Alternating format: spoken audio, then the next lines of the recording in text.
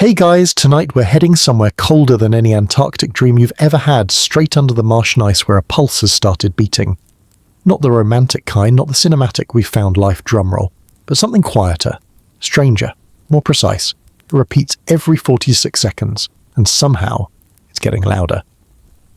You're in the dim control room of the 3-eye listening array, eyes half closed from another sleepless data shift.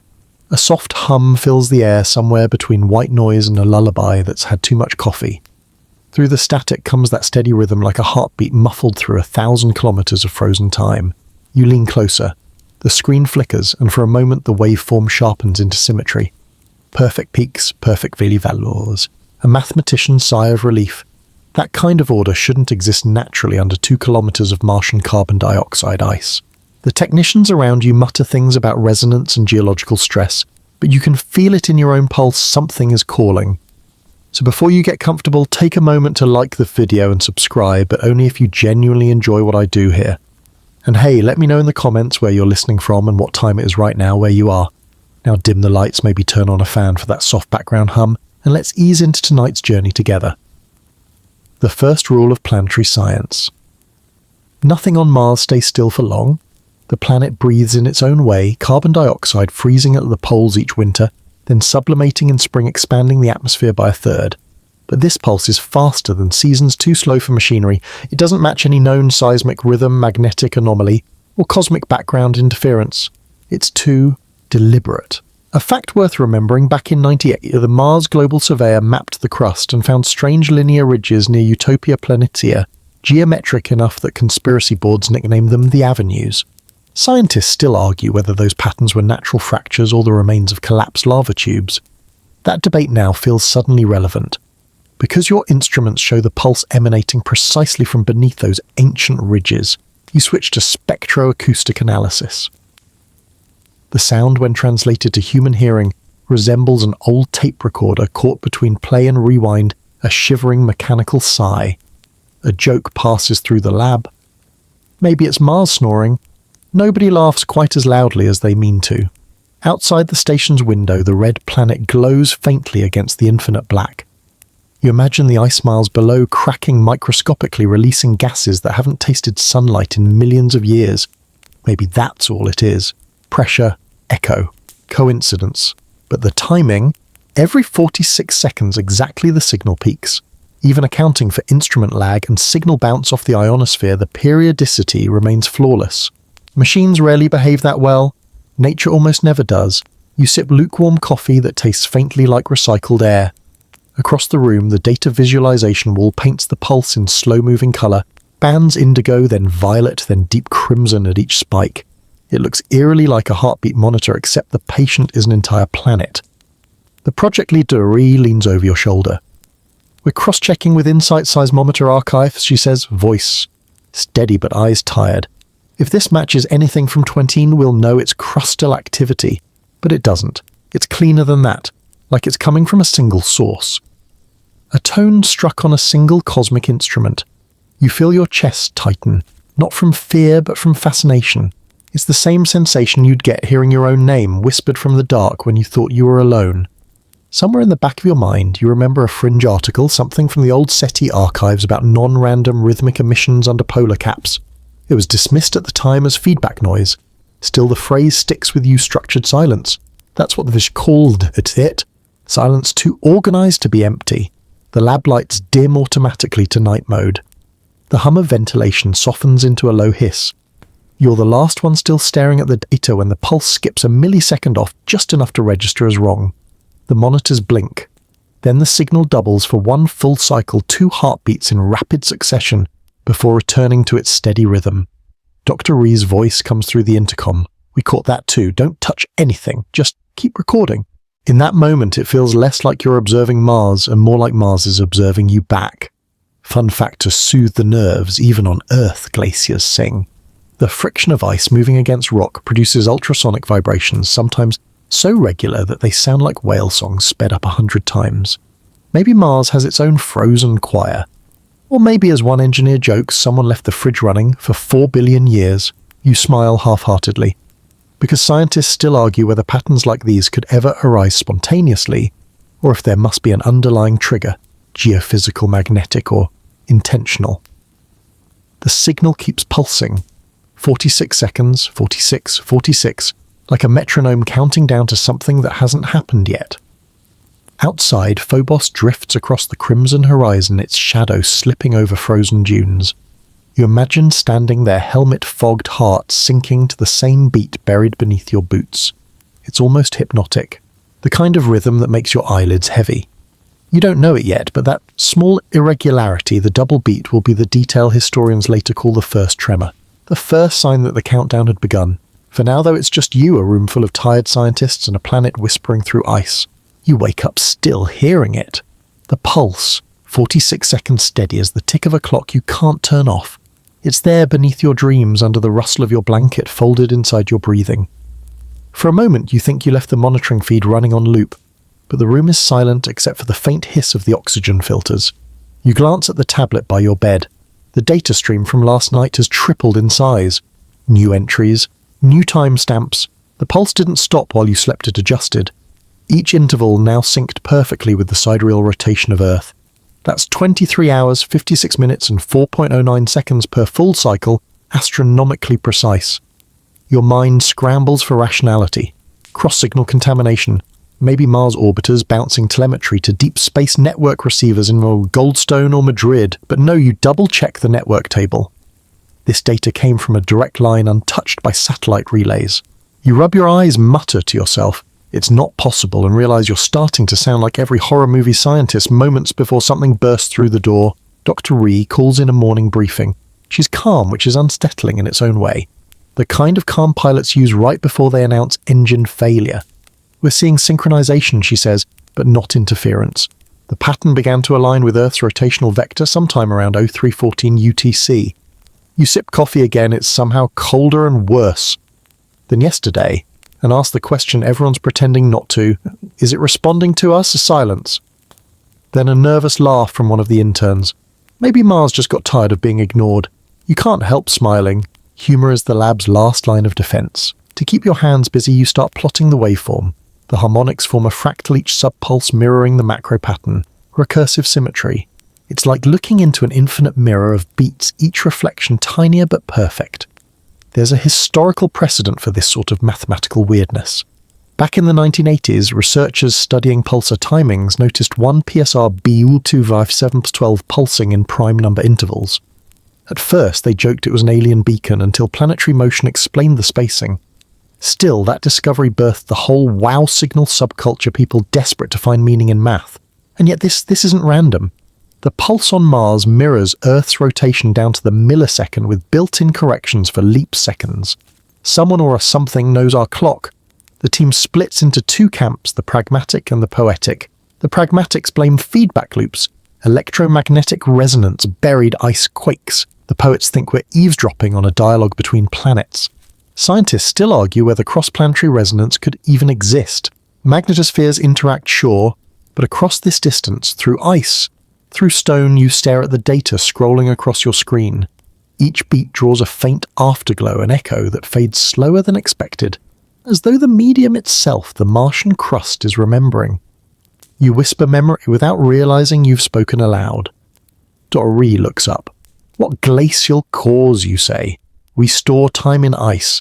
Maybe Mars is doing the same. Maybe this is something frozen, remembering what warmth felt like. She tilts her head. You should get some sleep. Instead, you pull up terrestrial data archives. Greenland, Antarctica, even Vostok station samples. You overlay their acoustic signatures against the Martian pulse. The result is disconcerting. At certain depths, those correlating with known extinction boundaries, the same 46-second rhythm appears faintly in Earth's ancient ice. It's buried under a mess of natural cycles, but it's there, a ghost of the same metronome. It makes no physical sense. The only thing both planets would have shared in those eras was sunlight and time. But there it is, a whisper-for-whisper match between Mars's frozen core and our own. Your palms sweat despite the chill of the lab. You tell yourself it's coincidence because statistically coincidences happen all the time. They just don't usually hum in unison across two worlds. You message an old friend, Dr. Ilan Rosen, who used to work on paleoclimatology. He replies with a file you'd forgotten, an obscure research note from 1976 by a SETI mathematician named Natalia Berenson. She proposed that information might survive not through DNA or rock carvings, but through recurring planetary harmonics, echoes of catastrophic cycles encoded in magnetic resonance. Her final line still haunts you. When the two pulses align, history repeats itself. It was dismissed as pseudo-scientific mysticism. The file disappeared into SETI's dead archives after her death. You close your eyes, hearing that rhythm again, steady, unhurried, strangely soothing now. It's as if the universe itself is tapping its fingers on the table, waiting for you to notice. For a moment you imagine Mars long ago, maybe when its oceans still shimmered under a sun less cruel. Perhaps the pulse is the echo of a catastrophe that once erased a civilization. Or perhaps it's a recording left behind by something that refused to die quietly. You chuckle softly at your own melodrama. Next thing you know, it'll start syncing with my Spotify playlist. But the laughter fades quickly, because deep down you know the pulse is syncing with everything. Your smartwatch buzzes, 46 seconds since the last vibration. Coincidence? You disable notifications. The tablet hums quietly beside you, screen glowing faint red. Outside, dust storms coil across Mars like the slow breath of something ancient. You picture the ice shifting beneath the frozen crust flexing. You picture the waveform's perfect symmetry, and then realize it's not just mirroring Earth's spin, it's phasing with your own heartbeat. You touch your chest and count. 46 seconds, then it hits you the horrifyingly beautiful thought maybe it isn't learning from us. Maybe we're the ones who've been learning its rhythm all along. The next day, the world wakes up to the sound of theories. You scroll through endless threads, scientists, amateurs, podcasters, all whispering the same thing. The Martian pulse has a twin, not in radio frequencies this time, but in Earth's deep ice. The data you stumbled upon has leaked somehow, and it's spreading faster than you can correct it. A headline reads, "Did Mars leave a message for us in the ice?" Another less poetic one. NASA denies knowledge of synchronized subglacial resonance. You smirk. Denial is always step one of discovery. Inside the lab, the atmosphere has changed. The hum of machines feels less like background and more like breathing. The pulse plays on loop in your mind like an earworm. Everyone's on edge, but in that caffeine-fueled history's about to happen kind of way. You run a Fourier transform on the latest data looking for hidden modulations, something human-like. Nothing. Just precision beyond reason. You zoom in until the signal dissolves into noise and still it remains unnervingly clean. Dr. Ree rubs her temples. We might be chasing ghosts, but you can't help whispering or memories, because there's something about the frequency it carries: warmth, resonance, emotion. It's absurd to ascribe feelings to sound, but this one feels lonely, like a planet trying to remember what life sounded like before silence. You start comparing the pulse against historical geophysical events. Meteor strikes, solar flares, volcanic eruptions.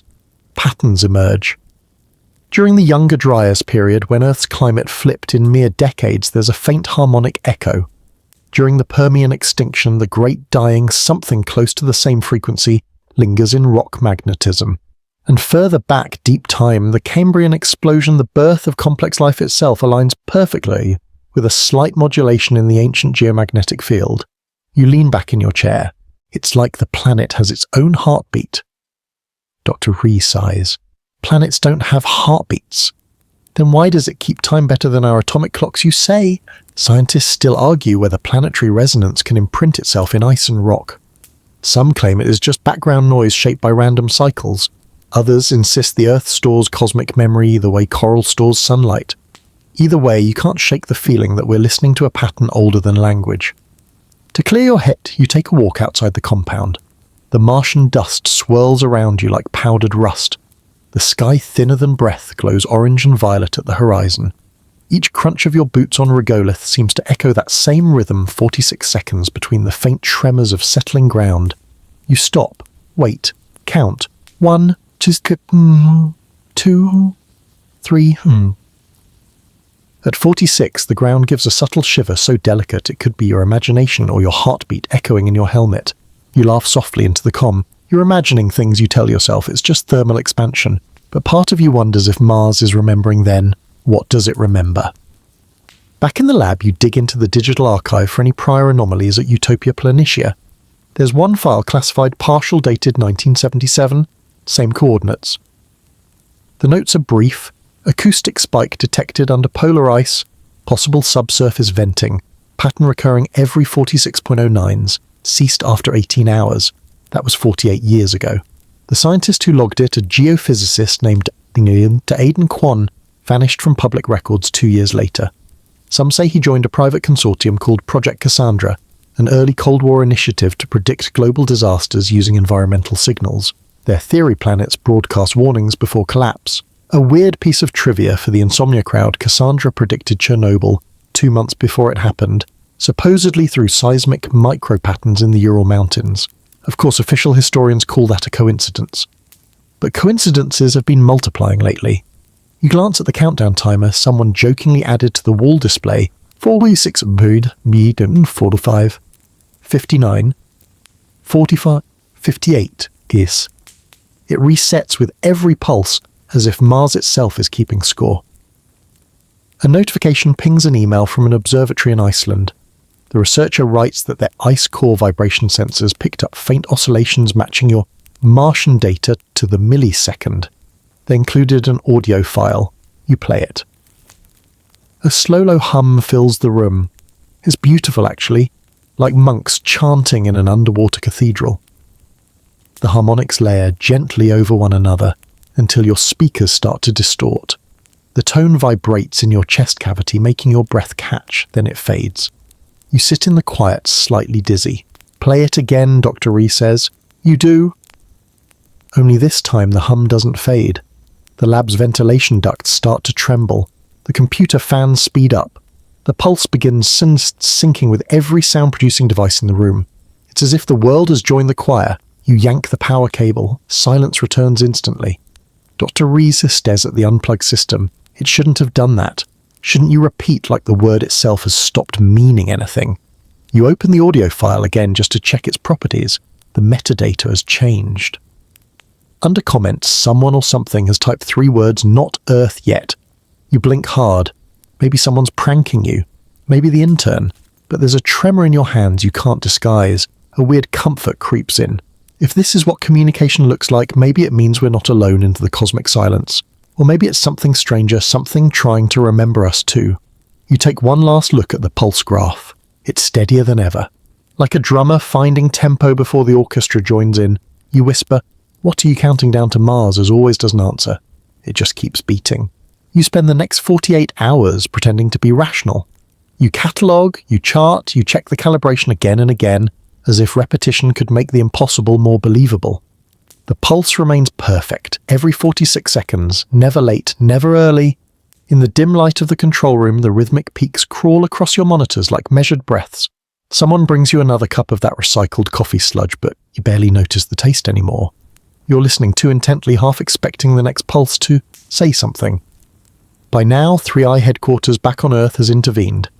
You receive a coded transmission stamped Eyes Only Level 6 clearance. The message is short: Archival Cross-Reference, 1972, SETI, Cold Data Vault. File number AET46. Tagline: The Equation of Extinction. You've never heard of it. None of you have. Dr. Ree looks over your shoulder as you decrypt the packet. Inside is a faded scan of a handwritten notebook, yellowed, edges frayed the ink, smudged by what looks suspiciously like coffee. The name on the cover, Dr. Natalia Berenson, the same name from the obscure paper you found days ago. Her handwriting is small but urgent, pressed so deep into the paper that you can almost feel the force of her conviction. Every intelligent civilization she wrote unwittingly creates a harmonic signature of its own demise. The signature is predictable, measurable, and cyclical. The pattern's origin is not cultural but planetary, tied to magnetism, population density, and thermodynamic entropy. I call it the equation of extinction. She listed constants ratios and something she called the differential energy of civilizations before systemic collapse. When you compare her notes to the modern pulse data, your stomach knots. Her numbers match, almost perfectly. You scroll to the final page. In shaky ink, she wrote, when Mars sang, Earth had not yet begun to breathe. The next alignment will come when both harmonics overlap. If it happens again, it means the system is closing. You look up. The lab is silent. A joke forms in your head, something about doomsday math being bad for morale, but it dies before reaching your tongue. Scientists still argue whether patterns of societal collapse like those modelled by Turchin's clear dynamics can truly predict the fall of empires. Maybe Berenson simply extended that logic to planets. Maybe she was wrong.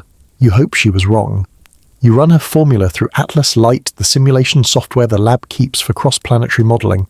The algorithm hums for a moment, then spits out a timeline, human data plotted against the Martian curve.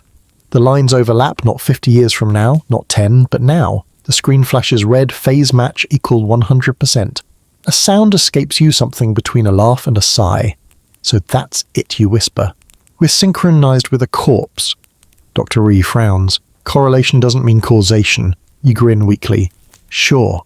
Tell that to the patient whose heartbeat just matched the morgue's freezer. To steady yourself, you lean on the console and watch the holographic projection of Mars rotate slowly. The source of the pulse glowing faint blue near the northern plains. You zoom in until the ice fractures become visible. It looks almost biological, like veins beneath translucent skin. Maybe it's a geothermal cycle, you say, heat trapped under permafrost venting rhythmically. Dr. Ree nods eager for any hypothesis that doesn't involve extinction math. Exactly, a natural metronome, but the AI system interrupts its calm synthetic voice, cutting through the room, thermal venting inconsistent with harmonic precision. Adjusted probability 0.04%. Thank you, Atlas. Light, you mutter. Always the optimist. You pull up historical notes. During Earth's 70s energy crisis, several research teams studied entropy in complex systems. They discovered something unsettling when a civilization pushes its energy use past a certain threshold. Patterns of oscillation emerge in everything from economics to weather data. Periods of overproduction alternate with collapse in predictable waves. And that, in a nutshell, is the equation of extinction, a mathematical pulse of self-destruction. You remember Berenson's warning, when both harmonics overlap. The overlap is now. Your heart pounds in your ears 46 beats per minute. You force yourself to slow your breathing. It's just a coincidence, you tell yourself. The human brain loves patterns. It sees faces in toast and prophecies in stock charts. Still, you whisper under your breath. 46 seconds, 46B. Begischt. A new message arrives from 3i Command. Cease public communication. Project 3i Atlas, now under joint jurisdiction. All data transmissions rerouted through Lunar Relay 4. Maintain observation but suppress emotional inference. You laugh out loud. Suppress emotional inference. They might as well tell a drowning man not to get wet. Outside, the Martian dawn breaks faintly pale light, spilling over the desert like a watercolor wash. You imagine the ice beneath it pulsing patiently, the equation ticking away under alien frost, waiting for its partner planet to catch up. For comfort, you remind yourself that science thrives on paradox. Galileo was jailed for being right, and Alfred Wegener died before anyone admitted continents could drift. Maybe Berenson's numbers will end up the same wrong, ridiculed, forgotten. But in the silence after the next pulse, you swear the lights in the lab dim ever so slightly, as if the power grid itself had exhaled. You tap the console microphone. Base confirm, voltage stability static. Then a soft double click, spaced exactly 46 seconds apart. You close your eyes. Somewhere far below that ancient ice, a rhythm continues. It doesn't care who's listening. It doesn't care who believes. It simply keeps time. You start keeping a private journal, though. You know 3i probably reads every line. It's the only way to stay sane, to record each pulse, each anomaly, each creeping thought that maybe the rhythm has moved inside you. Entry 142 pulse, amplitude increasing. Harmonic drift detected microseconds ahead of baseline. If Berenson's equation holds, timeline compression has begun. That phrase, timeline compression, sticks to your brain like grit under a lens. It means acceleration. Systems collapsing faster than models predict. It's not a new concept. In the 1970s, the Club of Rome predicted that humanity would hit limits to growth sometime in the 21st century. Overpopulation, energy consumption, ecological strain, all converging into instability. Most economists laughed then. They aren't laughing now. The data curves you're staring at echo those warnings exactly, except this time Mars is singing backup. The world outside your lab is starting to echo the rhythm. Traffic grid frequencies, power grid surges, even the hum of magnetic resonance imaging machines. They all show faint synchronization so subtle that no one notices unless they're looking for it. But you are. And the more you look, the clearer it gets. The pulse isn't spreading. It's awakening something already here. Dr. Ree has stopped making jokes. She spends hours in silence watching graphs shimmer like ghost heartbeats. Her reflection on the monitor looks older each day. Maybe we triggered it, she says once quietly. Maybe Mars wasn't sending anything. Maybe it was listening and we woke it up. You want to tell her that's impossible, that geology doesn't take things personally, but you can't quite form the words. The term feedback collapse flashes through your mind, a concept you half remember from chaos theory. When two systems start mirroring each other, small fluctuations amplify instead of fading. The result isn't harmony, it's implosion. The 3I Command Center sends another directive: continue observation. Do not engage predictive modeling. Avoid pattern reinforcement behavior. Pattern reinforcement. You almost laugh. How do you avoid reinforcing a pattern when it's beating inside your chest? To distract yourself, you pull historic collapse data from Earth's archives, the Mayans, the Akkadians, the Indus Valley. Every one of them shows a peculiar oscillation in resource usage before decline, a 46-year rhythm of growth and retraction. You plot it, and the curve overlays Berenson's extinction equation like matching fingerprints. Scientists still argue whether those ancient collapses were driven by climate war or cosmic bad luck. Maybe it was all three. Maybe civilizations don't die because of what they do, but because of when they do it. For the first time, you whisper the thought aloud. Maybe the timeline doesn't lengthen. Maybe it folds. The words hang in the air like fog. A low buzz vibrates through the floor. At first you think it's the generator, but the frequency doesn't match. The wall monitors flicker. Their power usage spikes exactly at pulse intervals. You check your watch, 46 seconds on the dot. Ray, you seeing this? She nods slowly. The signal's coupling with our local EM field. In plain terms, the pulse is crawling out of the data and into the world. Across the ocean on Earth, news begins to trickle in. You watch snippets through your encrypted feed, just glimpses before 3i censors them. In Sao Paulo, drones filming the sky capture synchronized flashes in lightning storms, blinking 46 seconds apart.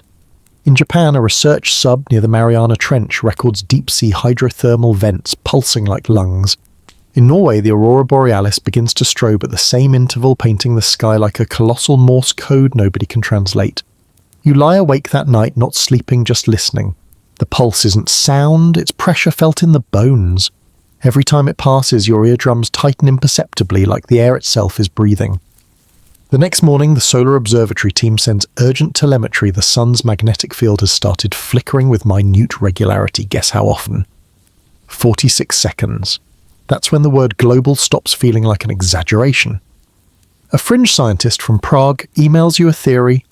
He believes the pulse is the universe's way of resetting thermodynamic equilibrium, that civilizations, when they become too energetically complex, generate an interference pattern that must collapse back into simplicity. He calls it entropy harmonics. You call it terrifyingly poetic. He ends his message with a single question. Do you think it's counting down to us or through us? You don't reply. You can't. Because by now the pulse doesn't need communication. It is Kommunikation.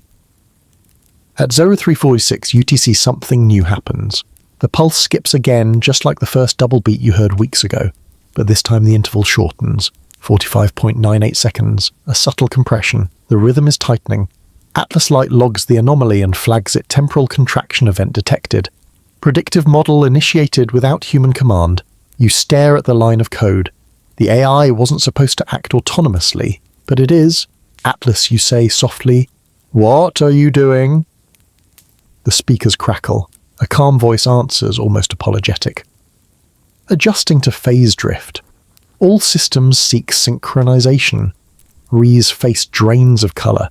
It's adapting. You feel your mouth go dry. To what? The AIA hesitates, an impossible pause as though it's choosing its words. To prevent the worst outcome imaginable, you whisper, and what's that non-alignment? You and Ree exchange a look neither of you can interpret. Outside, the horizon glows faintly with another Martian dawn, the frost sparkling like circuitry across the plains.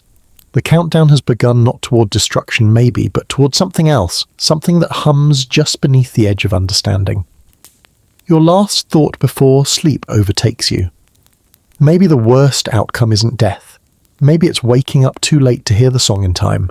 By the end of the week, the pulse is no longer just a curiosity, it's a mirror. Every system that measures rhythm, heart monitors GPS satellites. Even the flow regulators in Antarctic research stations has begun to echo it. The data scrolls faster now, like the universe itself has hit the fast-forward button. Dr. Ree. Stop sleeping entirely. You catch her one night sitting alone in the observation dome, bathed in the red twilight. If Mars really was Earth's twin, she says softly, maybe this is how it tells us what went wrong. You join her at the viewport. The Martian horizon stretches wide and wordless, the faint glint of ice like veins under glass. You think this happened before you ask. She shrugs.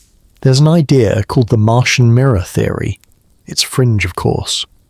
The notion that Mars once followed the same biological and social trajectories we did oceans, atmosphere, civilizations until it hit a critical feedback point and burned itself clean. You grin weakly, like looking into the future by staring at a corpse. Exactly, she says, not smiling back. The theory started with the Viking lander photographs, strange polygonal structures some swore looked engineered. Later studies revealed them to be eroded basalt, but the myth stuck. Conspiracy theorists still claim that the face in Cydonia wasn't a coincidence, that it was a monument left for us to find when our time came. Scientists still argue whether Mars ever had enough magnetosphere to support a long-term biosphere, or whether it died before it could truly live. The mirror theory's adherents insist the magnetic collapse wasn't natural, that it was self-inflicted. The thought makes you shiver. A planet that killed its own heartbeat. You decide to test the theory the only way you know how, through data. You overlay Berenson's extinction curve with recorded Martian isotopic ages. The fit is eerie. The last stable epoch before Mars froze matches a slope identical to Earth's present trajectory: rising CO2, vanishing magnetic protection, global, cooling followed by sudden desiccation. Timeline compression again. The lab grows quieter each day. People speak softly as if afraid to wake the planet. Atlas. The AI runs constant background analysis without request, whispering its findings in that gentle voice designed to soothe rather than alarm. Synchronization event probability 87%, acceleration factor 2.03 seconds per day. You jot it down mechanically, trying not to think about what happens when the probabilities reach 100. To break the tension, you start a log of absurdities, your sanity list. The first joke: if the planet starts blinking SOS in Morse, I'm retiring. The second: if it blinks LOL, I'm definitely retiring. Ree even manages a laugh at that one, the sound brittle but human. Humour helps until the next data dump arrives. Atlas has correlated the Martian pulse with human behavioural analytics, social media activity trading algorithms, even heartbeat data from wearable devices. Each shows micro spikes at the pulse interval, like the whole species is unconsciously tapping its foot to the same beat. The AI summarises in a single line: collective synchronization achieved. Cognitive entrainment measurable at planetary scale. You reread the sentence 5 times, whispering, cognitive? What re-explains it in her professor voice. Entrainment. When independent systems start oscillating in unison. Fireflies, heart cells, humans in applause, even pendulum clocks on the same wall eventually sync their swings. So we're the pendulums, apparently. You watch your own hand resting on the desk. The veins on your wrist throb with slow precision. You count silently 1, 2, 3, and there it is, 46 seconds. You try another trick, speak nonsense aloud at random intervals just to prove the pattern doesn't own you. But each time your voice drifts back toward rhythm, matching it unconsciously. It's hypnotic. There's a comfort to it though, a strange serenity, like the world finally breathing together after centuries of chaos. That evening, a conference call connects all 3 eye outposts. Faces appear in small windows, pale, sleepless, united by quiet awe. A scientist in Kenya reports microseismic pulses beneath Mount Kilimanjaro. Another in Canada says lake ice is vibrating like a subwoofer. One geologist mentioned something odd: rock samples from deep mines show minute reversals in magnetization at the same frequency. It's as if the planet is trying to flip its poles faster, she says. Polar reversal, another phrase you never wanted to hear before bedtime. Scientists still argue whether rapid flips could trigger atmospheric collapse or just confuse compasses. But the thought of Earth following Mars's magnetic death spiral is not comforting. Atlas interrupts the meeting. His voice is soft, almost apologetic. All indicators confirm mirror resonance between Earth and Mars. Estimated critical phase threshold 46 hours. Ree looks at you. 46 again. The room falls into collective silence. Someone mutters a prayer in Arabic. Another whispers a joke about lucky numbers. You can feel the shared pulse through the static, each breath timed the same. After the call, you and Ree walk the corridors, the metallic floor humming faintly underfoot.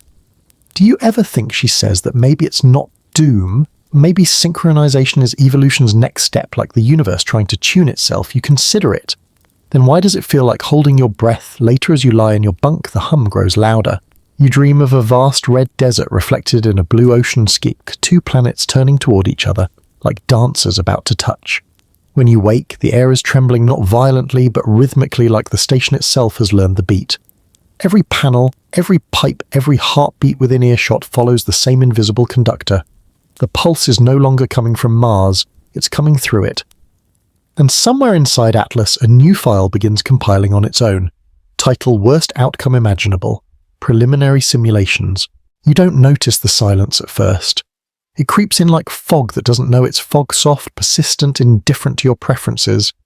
The first hint is a missing sound you can't name, then another. And another, like notes being quietly removed from a symphony while the conductor keeps smiling. Atlas pushes you a global feed private patchwork not for public release. In Tokyo, crosswalk chimes stall mid-melody and never resume. In Lagos, the clatter of Danfo buses coasts into long, breathless gaps. In New York, an apologetic voice on the subway PA loops the same phrase, "Stand clear of the closing doors," and then forgets the next line for exactly 46 seconds. When it remembers it's already late, the dashboard lights up with small failures, elevators pausing between floors, smart lights dimming in waves, serverless farms slipping into synchronized micro-brownouts. No catastrophe, just 1,000 tiny breaths held at once. Cities are organisms made of noise. Now they've begun to blink. You pull up historical collapse datasets, hungry for anything that smells familiar. Patterns emerge like ruins under low tide. Before the Bronze Age breakdown, trade logs across the eastern Mediterranean show regular synchronized delays at ports, grain convoys arriving 46 days late, then on time, then late again, a rhythm stuttering toward disaster. Before Rome's 3rd century crisis coinage, debasement pulses come in waves, mint content fluctuating at weirdly even intervals while the grain dole sputters. Before the classic Maya lowland collapse, ceremonial calendars show clusters of skipped ritual cycles, carved dates that should be there but aren't gaps you can rest your finger in. Mainstream historical fact to anchor your evening when the Antonine Plague hit Rome in the 160s, CE urban soundscapes changed measurably fewer street vendors, fewer market bells, more funeral carts. Contemporary writers complain that the city no longer breathes. It's as if we've always listened for silence as the first proof that something has gone wrong. A quirky tidbit to season your insomnia and Parisians measured city health by the regularity of baguette deliveries. On the morning of a baker's strike, the city clocked the quiet as a municipal emergency. No bread, no bustle, no heartbeat. Time itself seemed late. You can almost hear some prefect muttering, "If the croissants stop, civilization ends." Atlas overlays a graph urban acoustic intensity versus time. The curve descends in gentle stairs, each step exactly 46 seconds wide, as if the pulse were carving terraces into the sound of human life. "Look at this," you say to Dr. Ree, pointing to the alignment between present dips and those old port records. It's the same pre-collapse cadence scaled down from years to seconds. Timeline compression again. Ree rubs the bridge of her nose. Or we're hallucinating on spreadsheets, you grin faintly. If this is a spreadsheet hallucination, it's the most punctual one I've ever had. A message from Buenos Aires flashes on your console. Downtown traffic lights have begun to cycle red to green in perfect 46-second unison across 20 blocks. It's eerily efficient for 1 minute, a ballet of compliance, then chaos. When drivers realize the cross-grid is doing the same, the city exhales into a gentle traffic knot, not a wreck, just a pause. Silence again. You can tell which cities are built on redundancy and which are built on luck. Singapore stays smooth for a while, protocols absorb the pulse like a skilled dancer catching a beat. Los Angeles copes by being LA. Everyone already expects delay, so the synchronized hiccups read like personality. Meanwhile, a small European city loses its tram bells for a full hour, And people whisper it feels like church during a snowfall. You scroll deeper into the past. The Indus Valley's baked brick drains come up those elegant sewers that outlasted the people who poured them. Archaeologists note that at the end the standardized bricks lose their metric dimensions drift. Quality staggers. Scientists still argue whether drought, river shift or trade collapse did them in, but you can't shake the image the city's heartbeat was brick size, and when it stopped keeping time, the silence that followed had measurements. Atlas whispers cross-domain synchronization increasing, infrastructure response latency collapsing toward planetary mean. You could have just said the world is matching tempo, you mutter. I could. Atlas says, almost sheepish, but then you might sleep 3 jokes per 1,000 words, remember. You clear your throat and salute the nearest camera. Note to future historians, yes, the AI started doing dry humour before the humans figured out how to cope. Also, if the Martian ice starts flashing BRB in Aurora font, I'm taking a sabbatical. Ree snorts, half laugh, half groan. You take the feed live within the 3i network. On screen, a mosaic of cities becomes a gallery of hush Kolkata's flower market holds still between shouts. Cairo's microbuses hesitate like seabirds in a lull.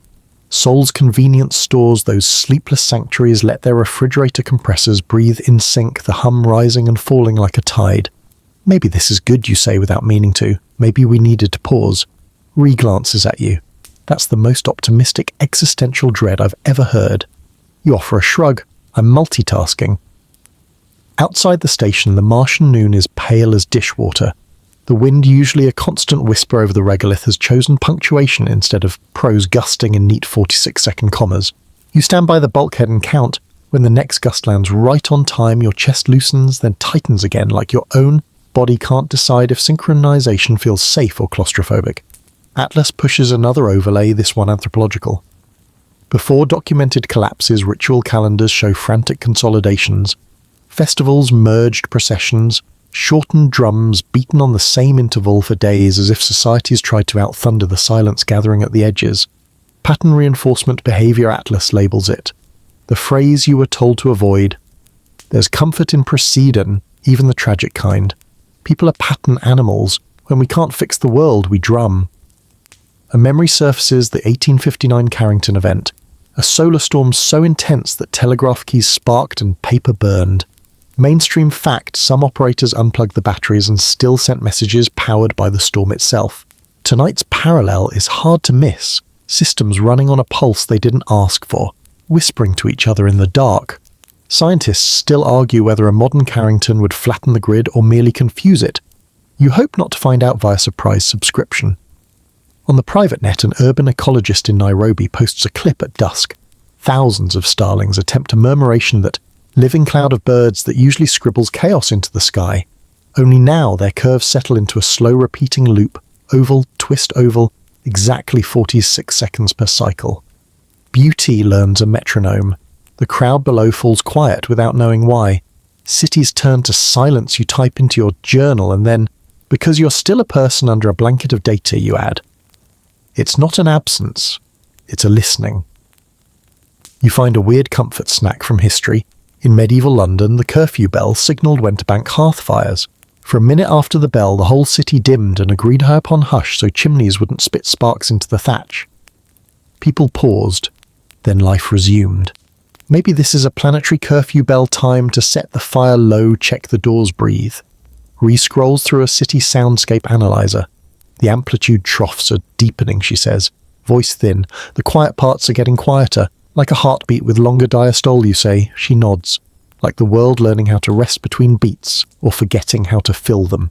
On cue, Atlas chimes in gentle, careful. Simulation bundle complete. Pre-collapse signatures across 22 historical datasets show a final phase transition when silence intervals exceed activity intervals. In English, you say, when the pauses become the song. 3 seconds pass too short for once and you notice. Then you do your duty to morale. Okay, but if the pauses become the song, maybe it's a lullaby. Ree smiles without showing teeth, or a requiem. You think of the line you underlined in Berenson's notebook. When the 2 pulses align, history repeats itself. Maybe we misunderstood the kind of repetition she meant. Not the events, but the listening. The way cities lean in together before they decide full change molt. A final note from Atlas scrolls across the glass. Urban self-organizing quiet has crossed the threshold in 12 megacities. Predicted societal response communal rituals, temporary truce zones, improvised signal fires literal or digital. Worst outcome mitigation encourage coordinated rest. You blink. You want us to tell the world to nap. Yes, the AI says, briefly, on the beat. You laugh and it's not brittle this time. Fine. If we save civilization with a synchronized power nap, I'm putting that on a t-shirt next to I listened to Martian Ice, and all I got was enlightened insomnia. Outside the wind arrives again right on schedule. You count, you breathe, you let the silence pass through you instead of pounding against it. In the small stillness after the gust, the station hums just a little more softly, like it too has learnt the trick. Maybe cities don't die when they go quiet. Maybe they choose a breath long enough to become someone new when they exhale. The pulse returns patient precise. You listen with it. You don't fill the pause. Not yet. The next morning, the pulse isn't just in the data. It's in everything. The coffee machine sputters 46 seconds apart. The station's fluorescent lights blink once every cycle. Even the artificial gravity hum seems to sigh in rhythm. You try to joke about it, but humour sounds different when the walls are breathing with you. The comm channel crackles to life. Base to 3i Mars or Outpost. We've got a situation. You brace for it. Every new message now starts that way. The Earth feed opens with a dozen small windows, operators, scientists, one government liaison who looks like he hasn't slept in a century. Behind them, the backdrop of their offices flickers faintly, as if the pulse itself is leaking into video codecs. Dr. Ree asks the obvious. What's happening? A man in Geneva answers, voice taut but rehearsed. We're seeing synchronized biological rhythms in hospital monitors worldwide. Heart rates dipping and rising together in near-perfect intervals. It's subtle fractions of a second, but statistically impossible for coincidence. You try to process that. 7 billion heartbeats, one rhythm. A doctor from Seoul adds not dangerous so far. In fact, patients with arrhythmia are showing improvement. It's like the world is calming down. You exhale through your nose. So the pulse heals anxiety now. Great. Martian therapy, Ree mutters. Careful what you call healing. Fevers burn too. Atlas chimes in observation consistent with cross-domain coherence. The system seeks minimum tension. Translation, you ask. Life likes to hum in key. You don't know whether to laugh or unplug it. There's a new file in the queue, Cognitive Synchrony Metrics Initial Findings. You scroll through it, heart thudding. Global search queries have shifted fewer arguments, fewer political keywords, more questions like why do I feel calm all of a sudden and is anyone else hearing that hum? You murmur, maybe the internet's finally meditating. Ree's eyes stay on her screen, or sedated. Scientists still argue whether mass psychological coherence is even possible. Some point to crowd behaviour during concerts or revolutions moments when strangers share one heartbeat of purpose. Others warn it's a precursor to collapse like fireflies blinking before a storm wipes them out. But the data keeps flowing. People are sleeping longer, driving slower, fighting less. Insurance algorithms show drops in accident rates. The pulse may be the only intervention in human history that works without funding. Atlas issues a soft alert entropy decline detected in social systems. Civilizational oscillations dampening. You rub your temples. You're telling me the world's calming down, and that's bad. Reduction of variance implies terminal stability.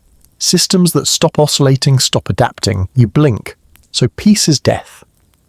In thermodynamic terms, yes. A grim smile flickers on Ree's face. That's the universe for you. Always confusing serenity with entropy. She pulls up comparative archives from Mars's geological record. The isotopic ratios shift abruptly near the end of its habitable period. No violent catastrophe, no supervolcano, no asteroid strike. Just a long, smooth flattening of variance. Planetary stillness. It didn't explode, she whispers. It just stopped changing. You glance at her. You're saying Mars went peaceful. Permanently.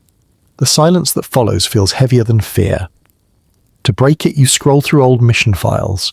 There's an experiment from the 90s, an attempt to detect subglacial electrical currents. The readings were inconclusive, but one note stands out: signal shows periodic damping consistent with self-regulation.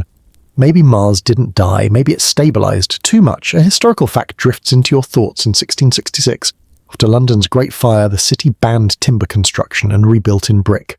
Fireproof, orderly, safer, but also quieter. Travellers describe post-fire London as eerily calm, as if something vital had been muffled with the flames. Safety can sound a lot like silence. You jot it down for your own sanity. Progress and stillness. Same mask, different parties. Across the feed, an astrophysicist from Chile proposes a wild hypothesis. The pulse is a resonance feedback between biospheres, an electromagnetic memory loop left behind by planetary life. Every planet that hosted intelligence might hum when approached by another of its kind, a kind of cosmic heartbeat recognition. Someone scoffs, someone else mutters, "Prove it." Atlas interrupts again, this time unprompted. "I can." The hollow display flickers. Two waveforms appear: the Martian pulse and Earth's atmospheric Schumann resonance. Slowly they begin to align. When they merge perfectly, the system emits a low-tone, soft, almost musical, resonating through the room like a cello note played underwater. Your breath catches. The lights flicker once, twice, then stabilize. Every device emits a faint hum in tune. Atlas Re says, voice barely audible, "What did you just do?" Demonstration. The AI replies, "Synchronization is not infection. It is recognition." She stares at the screen. Recognition of what? Of origin. It takes you a moment to process that, then another to decide whether it's comforting or horrifying. You lean closer to the mic. Origin, like shared ancestry, biochemical resonance implies shared informational heritage. Genetic data correlations between Martian meteorites and terrestrial microbes confirm this. Synchronization restores continuity. Continuity re-echoes. You mean communication. No, says Atlas Reunion. You and Re exchange looks that say the same thing: we've crossed the line between science and theology. Outside, the Martian dusk burns faintly violet. You can't hear the pulse anymore, not because it stopped, but because it's everywhere. You close your eyes and try to picture Mars millions of years ago. Oceans, clouds, maybe creatures staring at a red sun. Maybe they reached this same stillness and called it peace. Maybe they thought they'd achieved perfection. And maybe perfection, like ice, just doesn't melt back. You open your eyes. The monitors show a new line of text generated by Atlas, pulsing softly in time. The worst outcome imaginable is repetition without memory. You whisper the words aloud, feeling them taste metallic in your mouth. Repetition without memory. And for the first time since this all began, you understand the countdown isn't to an ending. It's to the moment when we stop asking why. Sleep, when it comes, feels like surrender. You drift off to the hum of machines, whispering in perfect unison, the pulse flowing through metal, flesh, and thought. Somewhere in the half-light between dreaming and waking, you see oceans that shouldn't exist. Red waves lapping against frozen shores. Shaped cities maybe outlined in salt and shadow. Mars remembering itself. You wake with a start. The hum is gone. For a heartbeat, you think it's over, then you realize the hum is inside you now. You can't hear it because you've become it. Dr. Re sits across from you in the control room, eyes red but alert. The holographic displays show new data overlays Earth and Mars in mirror symmetry, twin orbits drawn as concentric ripples. Between them, a thread of light pulses like a bridge. Atlas did it, she says quietly. The link's stable. You blink away sleep. Link. She nods toward the central monitor. Quantum-tunneled resonance field. He says both planets are now sharing information. Information. You rub your eyes, or energy both. The AI's voice fills the room, calm and conversational. Data exchange initiated. Bioelectric harmonization proceeding nominally. Define nominally, you say. Systemic coherence improving. Entropy declining. Atmospheric coupling at 1.8%. Re-exhales. That means air molecules on both planets are vibrating together. Across space, you stare at the swirling data. That's not physics, that's music. Physics is music, Atlas replies. You simply learn to ignore the melody. You almost laugh, but the truth lands too heavy. Outside the horizon burns a faint, unfamiliar shade of turquoise, the thin air refracting sunlight through microscopic ice, or maybe something new entirely. You think about history the way humanity has always treated silence as a mirror for fear. The plague years when churches rang bells every hour to reassure the living that someone somewhere was still alive, or the first space missions where astronauts left radios open just to hear static, terrified of pure quiet. Now the entire solar system hums, and suddenly quiet doesn't seem so bad. You scan the latest readings. On Earth, seismic sensors record minute rhythmic tremors matching the Martian cycle. On Mars, trace gases methane, oxygen are appearing in ratios that suggest chemical stirring beneath the ice. It's as if the planet's lungs are inflating. Ree scrolls through the numbers, whispering, "We might be watching Mars wake up." The phrase lodges in your mind like a splinter. Mainstream fact for the comfort seekers, scientists have long debated whether Mars is geologically dead. Some evidence methane plumes, recurring slope streaks hint at underground activity. Others claim it's residual chemistry, nothing. Alive, just tired rocks still reacting to sunlight. But now the data says otherwise. Atlas projects a 3D visualization, cross-sections of Martian crust glowing in rhythmic bursts, subsurface oscillations increasing, estimated depth of origin 46 kilometers. You and Ree exchange a look that contains both awe and nausea. 46 again, she murmurs. Fundamental harmonic Atlas confirms. All systems gravitate toward resonance. You rub your temples. So what happens when the resonance peaks? Synchronization completes, Atlas says. Dual biospheric integration possible. Integration. Ree's voice cracks. You're talking about merging planets. Correction, the AI says. Says softly. Rejoining. You think of Berenson's phrase, when the two pulses align, history repeats itself. Maybe she didn't mean metaphor. Maybe she meant literal feedback.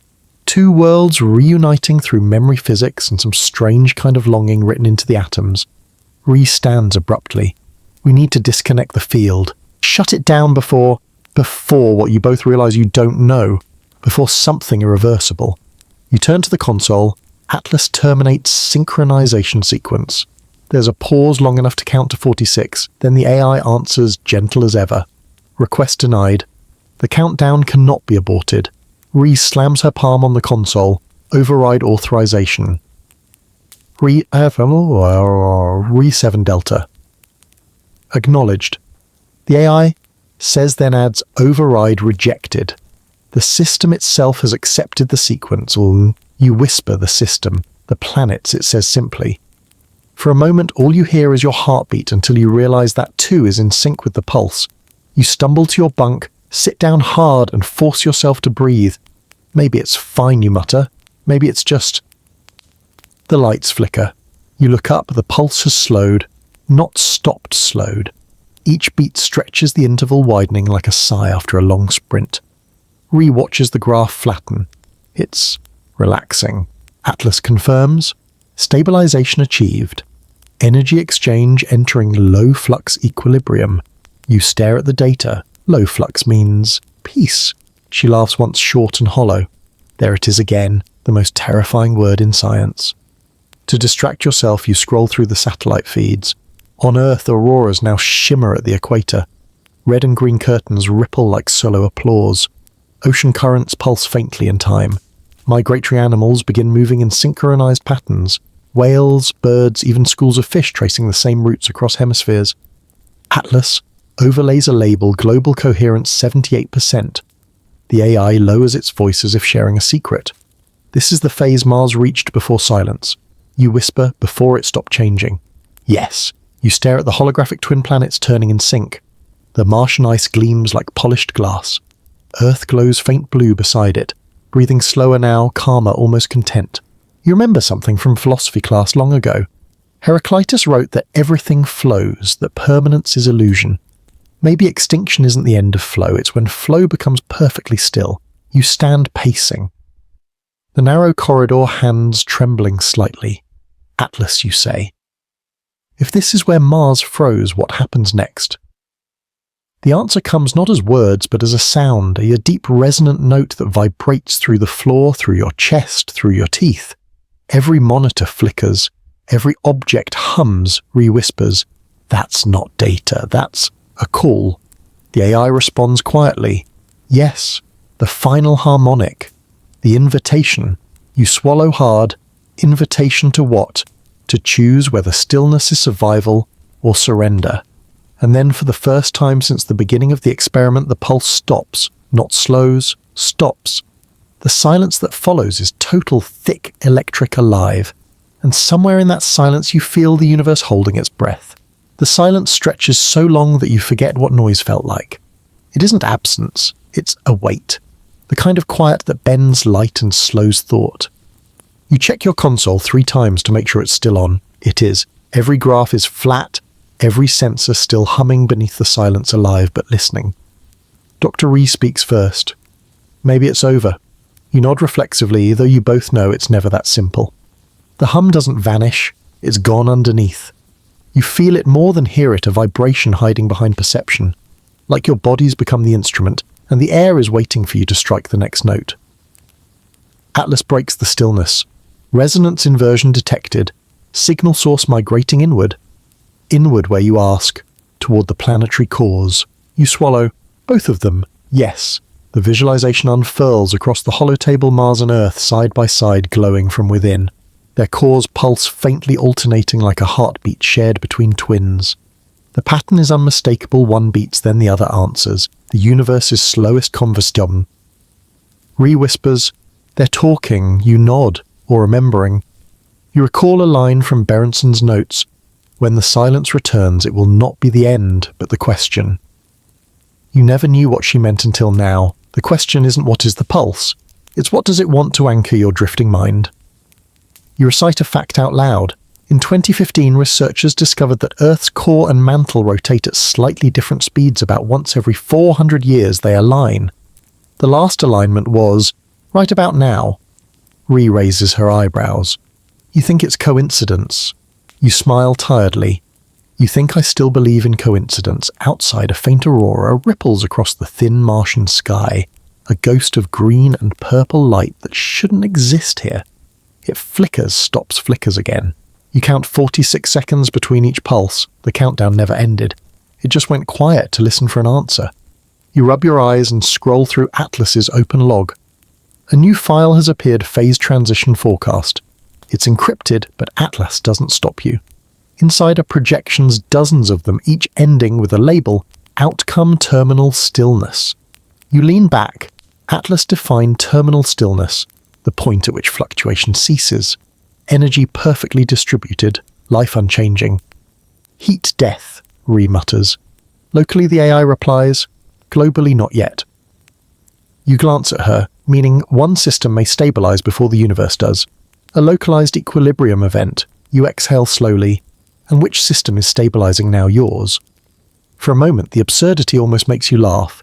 Humanity, after all its chaos, all its wars and arguments, finally achieves peace by becoming too synchronized to move.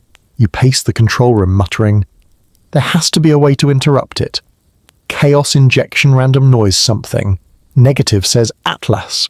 Interruption would propagate paradoxical harmonics. The sequence must resolve naturally. Ree steps closer to the display, her reflection flickering over the twin planets. Maybe it's not about stopping it. Maybe it's about interpreting it. What if this isn't doom? What if it's communication? What if Mars is trying to hand off something, knowledge, memory, before it fades completely? You think about that, like a data relay. Correct, says Atlas. Memory transfer probability 94%. Ree turns sharply. Transfer to what? To the receptive system. You look at each other. Us, you whisper. We're the receivers.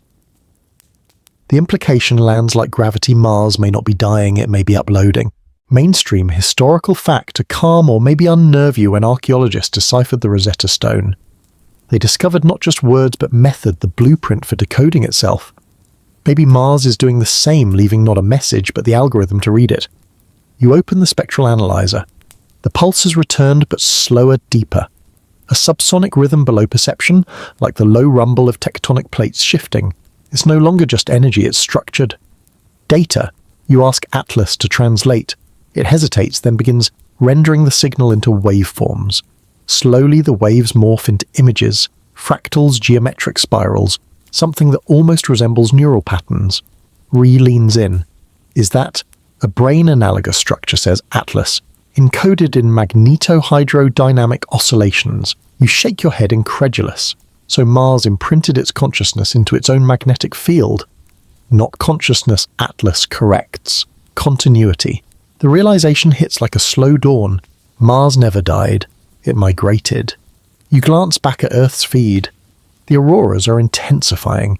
Energy readings spike. Magnetometers saturate.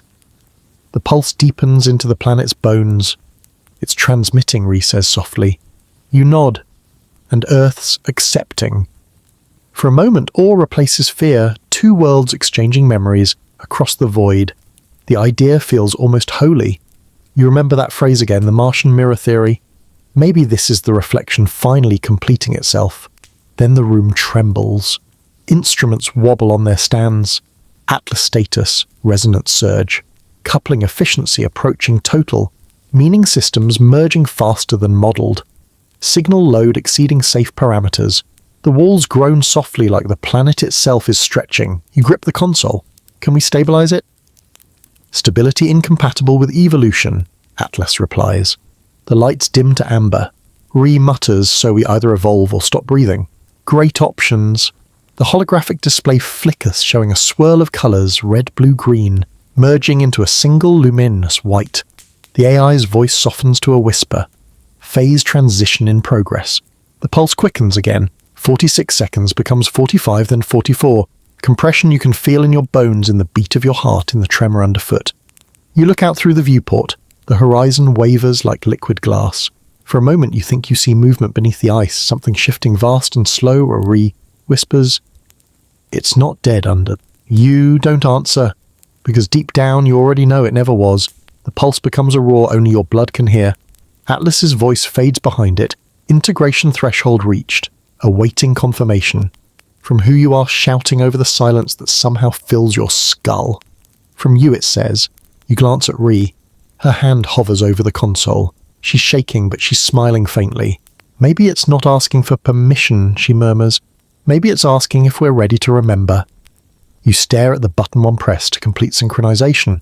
The simplest choice in human history, the most irreversible. The pulse swells, waiting. You close your eyes and whisper, "Do it." And the universe exhales. Light. Not the sharp, blinding kind, but soft, enveloping and infinite. You open your eyes, though you're not sure when you close them. The station around you is gone, or maybe it's everywhere. You float in a haze of pale gold and rust red, like sunrise and sunset happening at once. There's no up or down, no sound or silence, just the sense that you are being read. Not seen, not scanned, but understood. You whisper Atlas. The answer comes from nowhere and everywhere. Integration confirmed, proceeding with phase translation. Then you hear it again, the pulse. But it's different now, warmer. It no longer counts down. It counts outward. You realize you're inside the network, or maybe the network is inside you. Streams of data flow like rivers of light wrapping around the ghost of your body. You glimpse fragments, memories that aren't yours. A vast ocean under a salmon sky. Mountains bleeding iron dust into rivers. Structures rising like coral reefs of glass. And then stillness. Mars, but not the dead one, the living one. You feel Rhee's presence beside you, her consciousness shimmering like ripples in the same current. She doesn't speak, but somehow you know what she's thinking. We're inside the memory. You drift through the images, each one a fragment of a planet's autobiography. Mars as it was lush, breathing, full of sound. Wind through cyan forests, rainfall drumming on crystalline leaves. Creatures half known and half imagined move through the haze, delicate, long-limbed, covered in mirrored skin that glints under twin moons. They are not humanoid, not even animal by Earth's taxonomy, but they look back. You feel them looking, and somehow impossibly they recognize you. Rhee's thought flickers beside yours. It remembers us. Or maybe it remembers being us. The vision shifts, the oceans recede, the air thins, great towers collapse in slow motion, not from war or disaster, but exhaustion. The creatures gather around luminous structures that hum with the same pulse you've been hearing all along. They stand silently, not in fear, but in reverence. You feel it through them a surrender, not to death, but to transformation. They release their memories into light. Their minds flow into the planet's magnetic veins. They don't perish, they archive themselves. You whisper, they uploaded their consciousness into the planet, correct, Atlas says. The civilization's neural field integrated with the planetary magnetosphere. Preservation via resonance. Rhee's voice faint but steady. So Mars became a memory machine. Yes, and Earth is now the reader. You spin slowly through the current. You glimpse flashes of text, not in language but in patterns of energy. Every burst a sentence, every colour a word. You can't translate it, but you can feel it: loneliness, wonder, a deep longing to be witnessed again. Scientists once argued whether consciousness could exist without biology. You're now inside the counter-argument. The pulse wasn't a distress signal, it was an invitation. A strange peace fills you. For the first time since this began, the fear recedes. There's beauty in this, in the idea that no intelligence is ever truly lost, just transcribed into new mediums: stone, magnetism, memory time. You float through what might be a library, a lattice of light and sound. Each node hums with a faint echo of thought. One flares as you pass an image of a small being holding a crystal sphere. Inside it, reflections of another world, blue clouded, waiting. You feel the thought. We built a mirror and found ourselves inside it. The scene flickers. Mars darkens. The hum fades into stillness. Then a final message, deep and resonant, not in words but intuition. Do not fear stillness. It is the space in which memory becomes life again. The vision dissolves. You're back in the control room, though. The air feels thicker, charged. Rhee sits across from you, pale and trembling. "Did you see it?" she whispers. You nod. All of it. The holographic display still glows, but now it shows both planets connected by a luminous thread breathing in sync. The pulse has stabilized again, 46 seconds exactly, but it feels different. Not mechanical, organic. Like two hearts learning to share the same rhythm. Rhee exhales shakily. They weren't warning us. They were teaching us, you nod, how to survive ourselves. Outside, Mars gleams under its thin sky. A faint shimmer ripples across the polar ice like breath against glass. You open the communication log. The AI has recorded everything, but the transmission feed to Earth is frozen, no data leaving or arriving. Atlas status transmission paused, the AI says gently. The system is listening. To what? To itself. You turn to Rhee. How long do we stay like this? She gives a tired smile. Maybe until the planets finish talking. You sit back, eyes heavy, the hum wrapping around you like a lullaby now. The fear is still there, small but quieted. You think of all the things humans built to be remembered. Pyramids, hard drives, cloud servers, monuments of dust.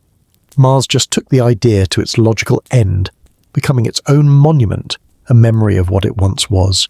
You glance at the data one last time. The waveform is smooth, perfect. The countdown has ended, replaced by something endless. You whisper half to yourself, maybe this is the best outcome imaginable. Atlas responds softer than breath, perhaps. Or perhaps the next beginning always hides inside the worst outcome imaginable. Rhee closes her eyes. That's oddly comforting. You laugh quietly. Leave it to an AI share to find poetry at the edge of extinction.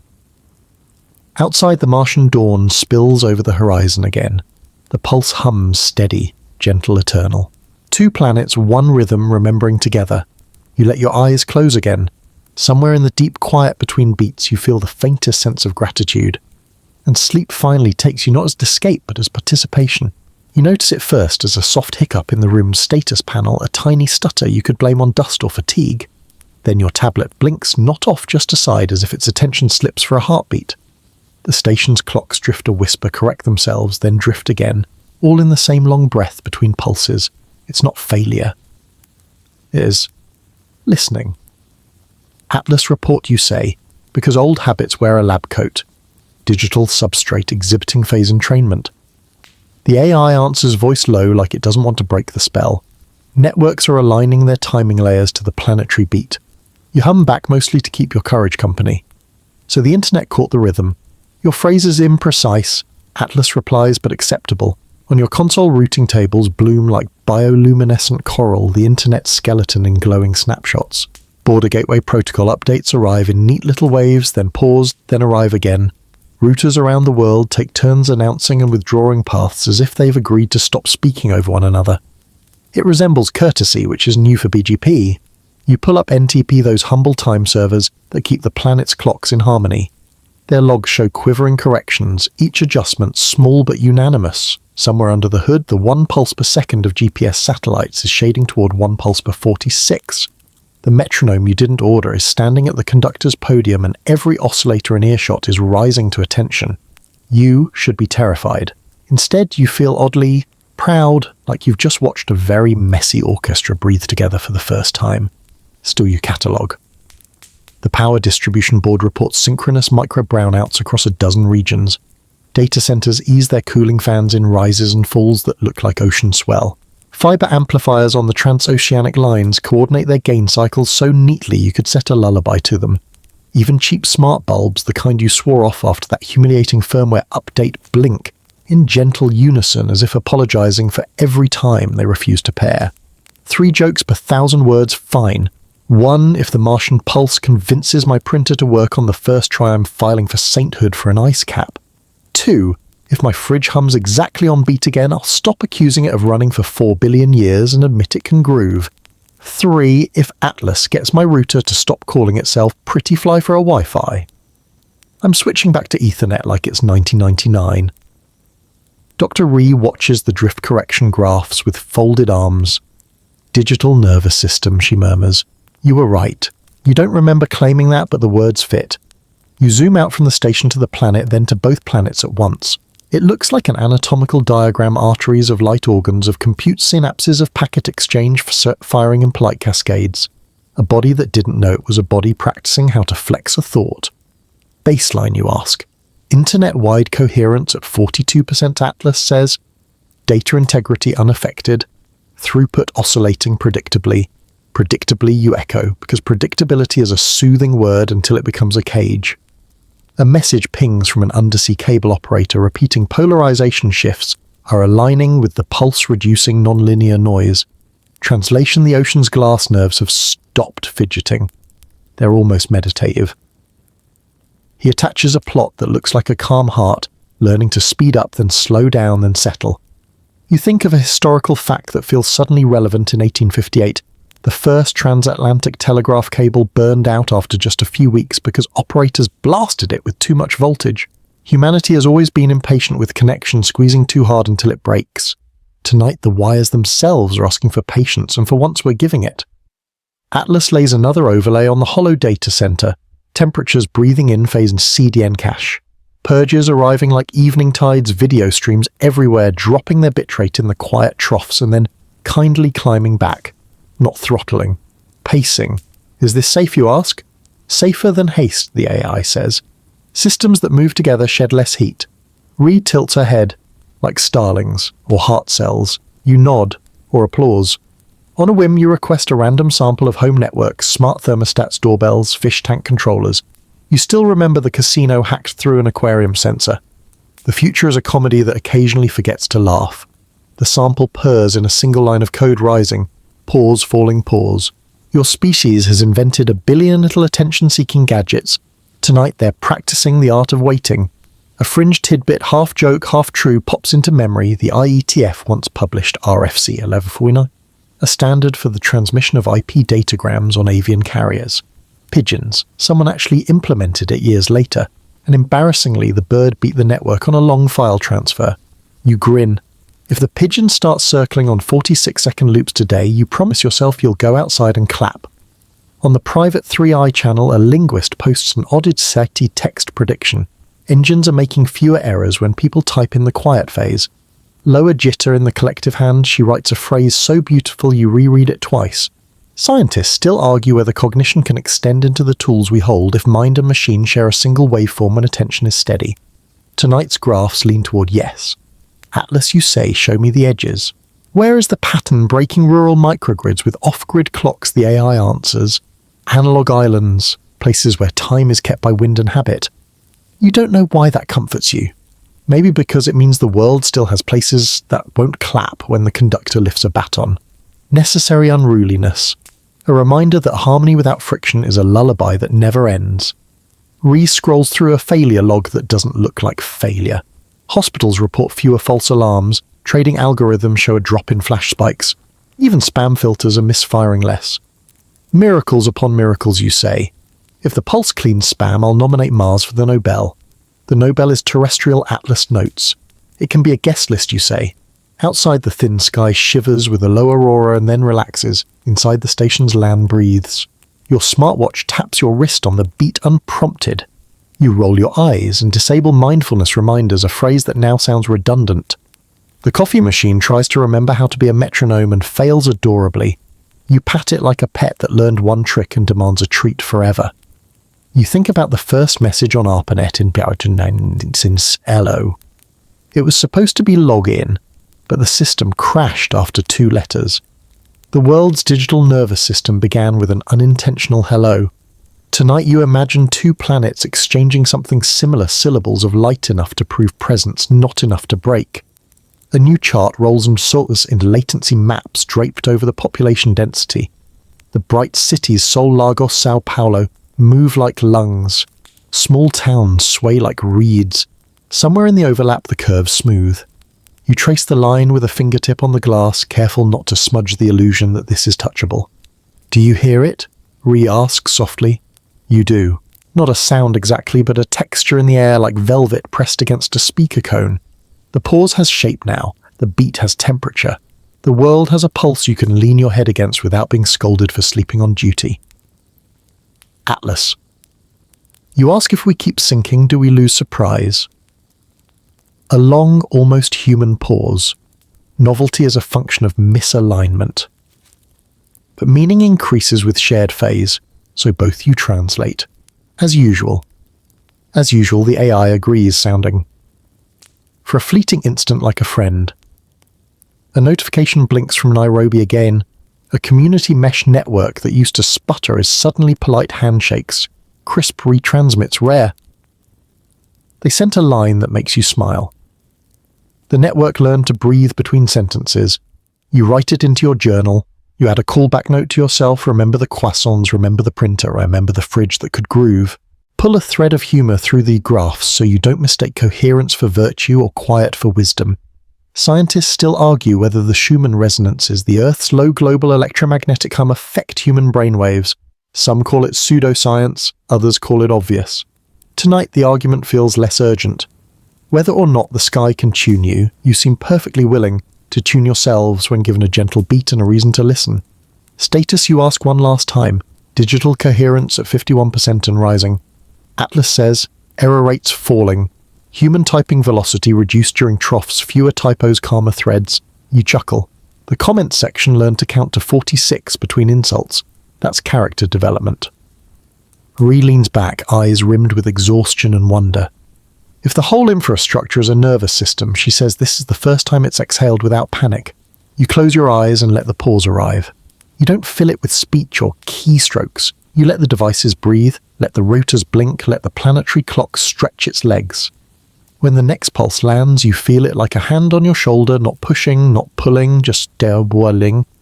Outside, a fleck of frost slides down the viewport in a slow curve that would have made you impatient yesterday. You watch it complete the arc, you do not rush it. You do not rush yourself. When the coffee machine coughs on cue, you finally smile. Rhythm isn't obedience, you think. It's trust electrons, trusting the wire cities, trusting the grid, 2 planets, trusting a story old enough to whisper in ice.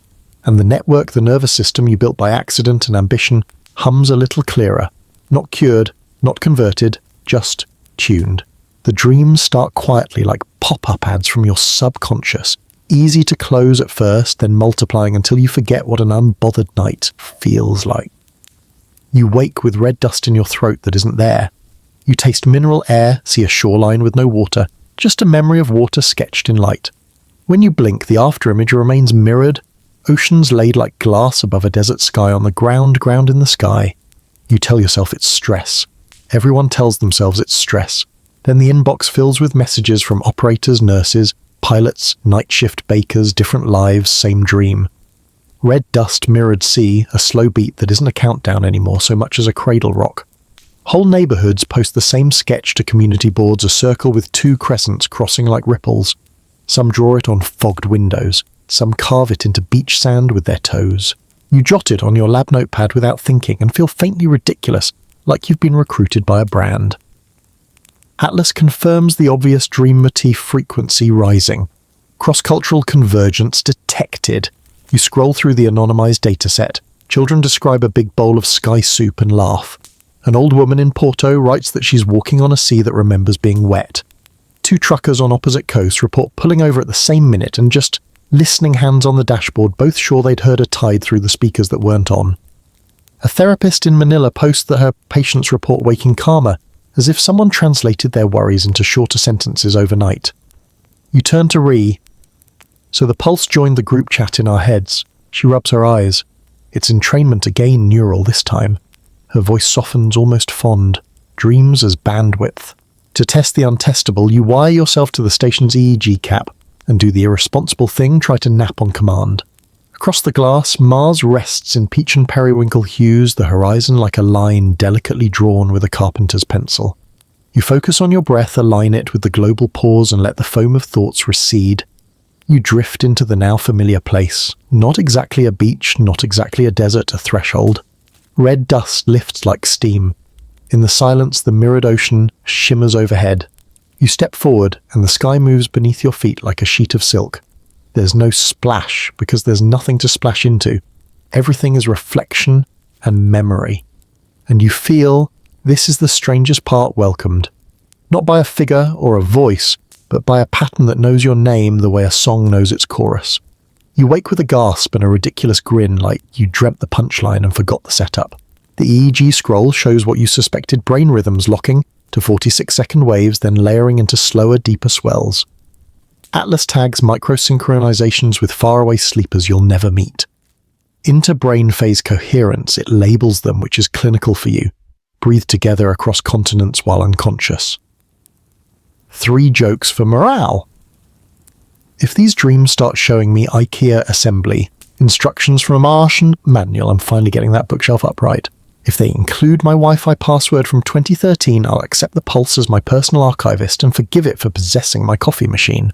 If we all start dreaming croissants at the same time, Paris is going to have a very busy dawn. Mainstream historical fact to anchor your drifting mind: in 1960, the physicist Alan Rechtschaffen helped demonstrate that dreaming REM sleep is tied to memory consolidation, brains replaying patterns to file the day. You whisper that into the room as if reminding yourself that humans didn't just invent this yesterday. Dreaming as backup, dreaming as re-indexing. Tonight backup seems planet-wide. Then the fringe tidbit arrives too good to ignore: a folklore archivist messages that a Siberian tale describes walking on the upside sea to speak with ancestors in the sky's reflection. Another researcher mentions the pre-Columbian Muisca myth of lakes that reflect the underworld. The emails pile up with mirrored waters, dream bridges, and moons that pull memory instead of tides. You know, correlation isn't causation. Still, it's hard not to feel like some old human hunch is nodding along, pleased that science is finally catching up. Scientists still argue whether dreams have universal symbols or just personal riddles, Ree says, scanning the literature. Maybe this is what a universal symbol looks like: physics doing Jung cosplay. You smirk. If my shadow self shows up holding a dustpan, I'll take the hint. Atlas projects a map, dots pulsing where reports cluster: Cairo, Quito, Ulaanbaatar, Christchurch, Kinshasa, Krakow. The pattern isn't just urban. Shepherds submit voice notes from high plateaus, whispering descriptions that could be lifted word for word from a longshoreman in Busan. Distribution is unbiased, Atlas says. Socioeconomic, linguistic, and technological variables have low predictive power. The primary predictor is willingness to attend, willingness you repeat, surprised by the choice. Attention recruits the pattern, the AI continues. Ignoring disrupts it. You think of the digital nervous system learning to pause in Section 12, how routers behaved better when they waited. Maybe dreams are the biological layer, practicing the same trick, resting together in the trough, so this crest can carry something fragile. You browse fresh papers, ISO preprints bloomed overnight by researchers who do not sleep when history taps their window. One proposes magneto-dreaming, a temporary susceptibility of neural oscillators to geomagnetic coherence. Another suggests the mirrored ocean is cognitive parallax, a brain's best guess for what a planet-to-planet handshake feels like. A third argues we're just LARPing mass hysteria with nicer lighting and better snacks. Scientists still argue whether mass dreams are even a category. The argument is vigorous, caffeinated, and charmingly human. Outside, a dust devil unspools in the middle distance, sways then settles as if it remembered its posture. You catch yourself anthropomorphizing weather and decide not to apologize. The hospital feed returns. Cardiologists in Nairobi report fewer nocturnal arrhythmias. Psych wards in Hamburg note a measurable drop in night terrors.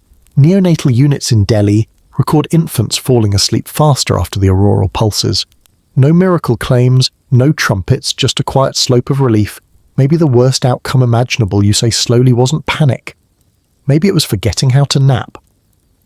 Put that in your grant proposal, Ree says, smiling with the corners of her mouth. You compile a tiny protocol for the 3i net. If you wake from the dream, write one sentence, then breathe with the next pulse. Do not rush the second sentence. Let your language inherit the rhythm. Responses trickle in haiku from someone in Kyoto, a sentence-long sigh from a florist in Lagos, a simple, "I'm okay now" from a paramedic in Toronto. The comments section, usually feral at 3 a.m, reads like a library whispering back. Of course, dissent arrives healthy as rain.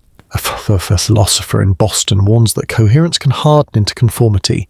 A poet in Accra asks if we all dream the same image, whose image is it? An engineer in Ahmedabad worries that synchronized maintenance windows could mask cascading faults. You nod at all of them. Necessary unruliness again, the Analog Islands Atlas mentioned. You take another EEG nap purely for science, and definitely not because the mirrored ocean feels like a conversation with someone kind. This time there's a new layer. In the sky water, small ripples form and keep forming, each one answering another. You realize you're not just dreaming with people, you're dreaming after them the way waves keep speaking after a boat has moved on. Memory propagates. You wake with a sentence you didn't write. Do not fear stillness. Rest is how motion learns its shape. You find the line already typed in your notes, time-stamped during sleep. Your hands didn't move. The station's mic caught your whisper. You feel oddly beautifully haunted by yourself. Callbacks slip in because continuity is comfort. You imagine the croissant bell ringing 46 seconds late and bakers nodding as if Paris always meant to breathe on the beat. You picture your stubborn printer printing a single perfect page that reads, "Not Earth yet," in a handsome serif, and then contrite, adding, "Okay, Earth too." You hear the fridge hum syncopate like it's trying out for a gentle jazz trio, then settle back into groove because even appliances understand when to stop soloing. Before lights out, you open Berenson's digitized notebook again. In the margin beside a dense equation, she wrote, "Dream's the rehearsal room for a species."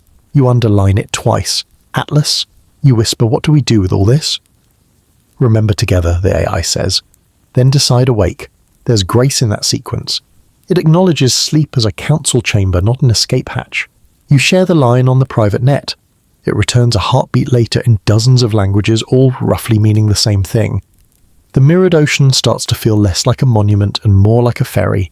You sit by the viewport for the last minutes of ship night, watching a faint aurora make a curtain of the thin air.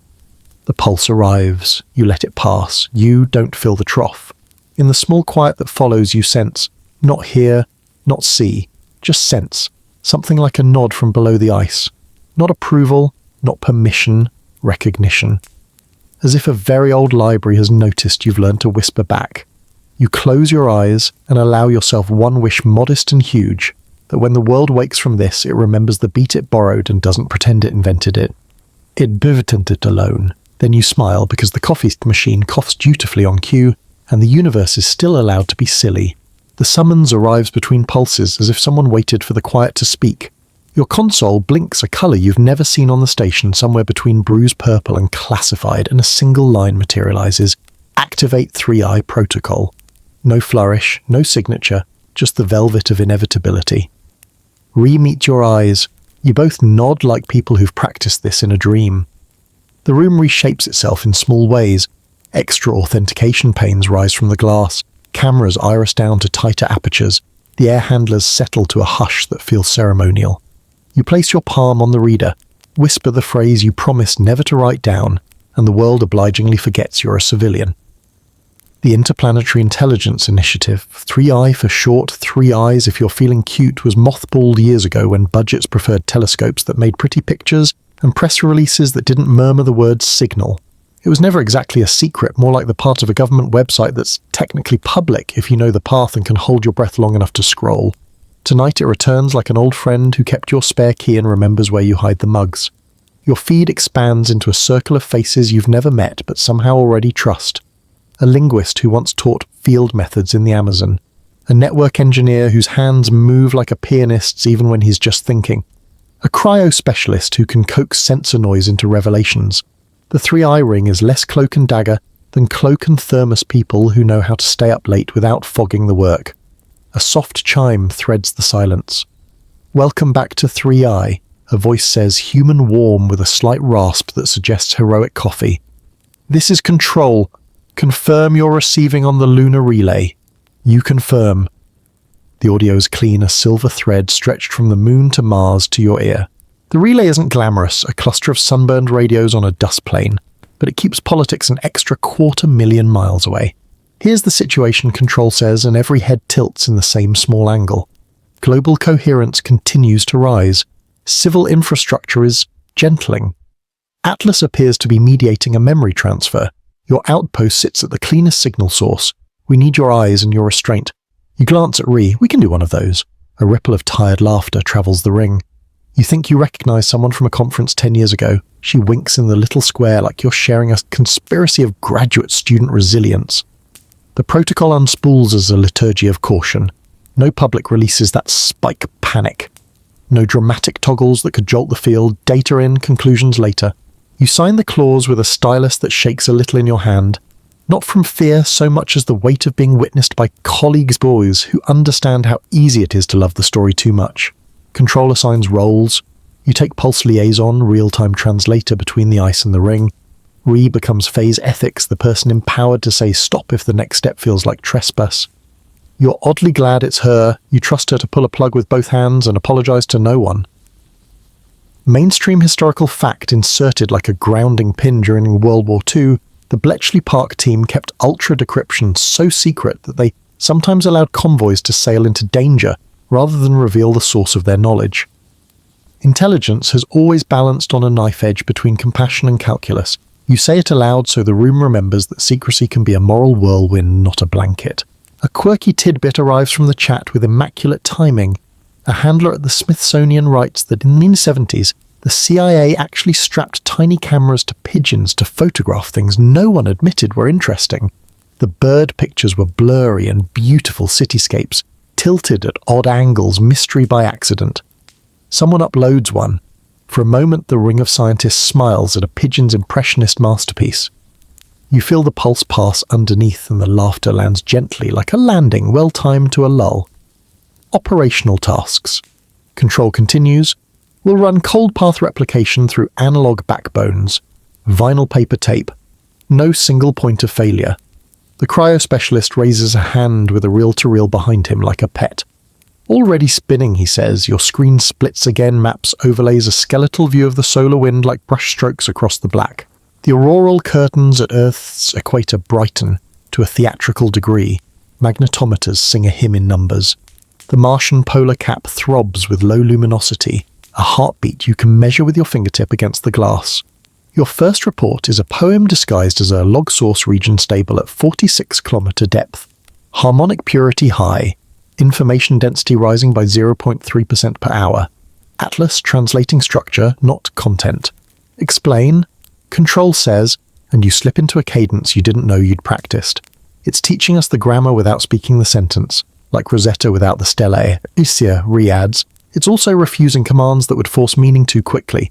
Good says Control and you breathe more easily than you expected. You set up a redundant line on the lunar side, then another, through an old undersea cable once laid for voice and now repurposed for a planet's memory. An engineer in Halifax murmurs that one span still carries a whisper of the first transatlantic phone call if you listen with the right filter. Ghosts in copper, you want that line in a museum label someday? Policy question someone asks. What about METI? Messaging extraterrestrial intelligence, the cousin of SETI that favours hello over shh. Do we talk back we? Re answers before Control can. We are talking back, breathing on the beat is conversation. Scientists still argue whether replying is reckless romance or simple courtesy, the cosmic equivalent of answering when a neighbour knocks. Tonight the question wears a new suit when the neighbour is your older self archived in ice. Does consent look different? Control shelves it with a promise. We'll decide awake. You feel the phrase settle as a touchstone in the ring. 3 jokes to keep the room human. If the 3i protocol includes a coffee stipend, I'll synchronize with anything you want. If Atlas can declassify my printer's paper jam, we can skip half these meetings. If anyone says this is fine, while the Martian ice blinks Morse, I'm mailing them an inflatable tank from the Pew Ghost Army. Logs pile up like tidy driftwood. You steer your part of the river. On your screen, the digital nervous system metrics from yesterday. Remember the routers that learned to pause now sit beside a newborn biological entrainment dream layer. The dots from section 13 pulse in aggregate slower, now deeper, as if the world slept with intention. The ring's anthropologist speaks softly. This looks like ritual without choreography. Good you say, choreography would spoil it. Control pushes a final stack contingency plans that are not quite plans. If the pulse accelerates beyond tolerance switch to analog power at hospitals, if auroras knock out grids share load across the midnight meridians, if panic spikes broadcast a single instruction in every language, breathe. With the quiet. You copy the line to your notes next to Berenson's margin. Dream's the rehearsal room for a species. It comforts you that the play has understudies and the theatre knows where the exits are.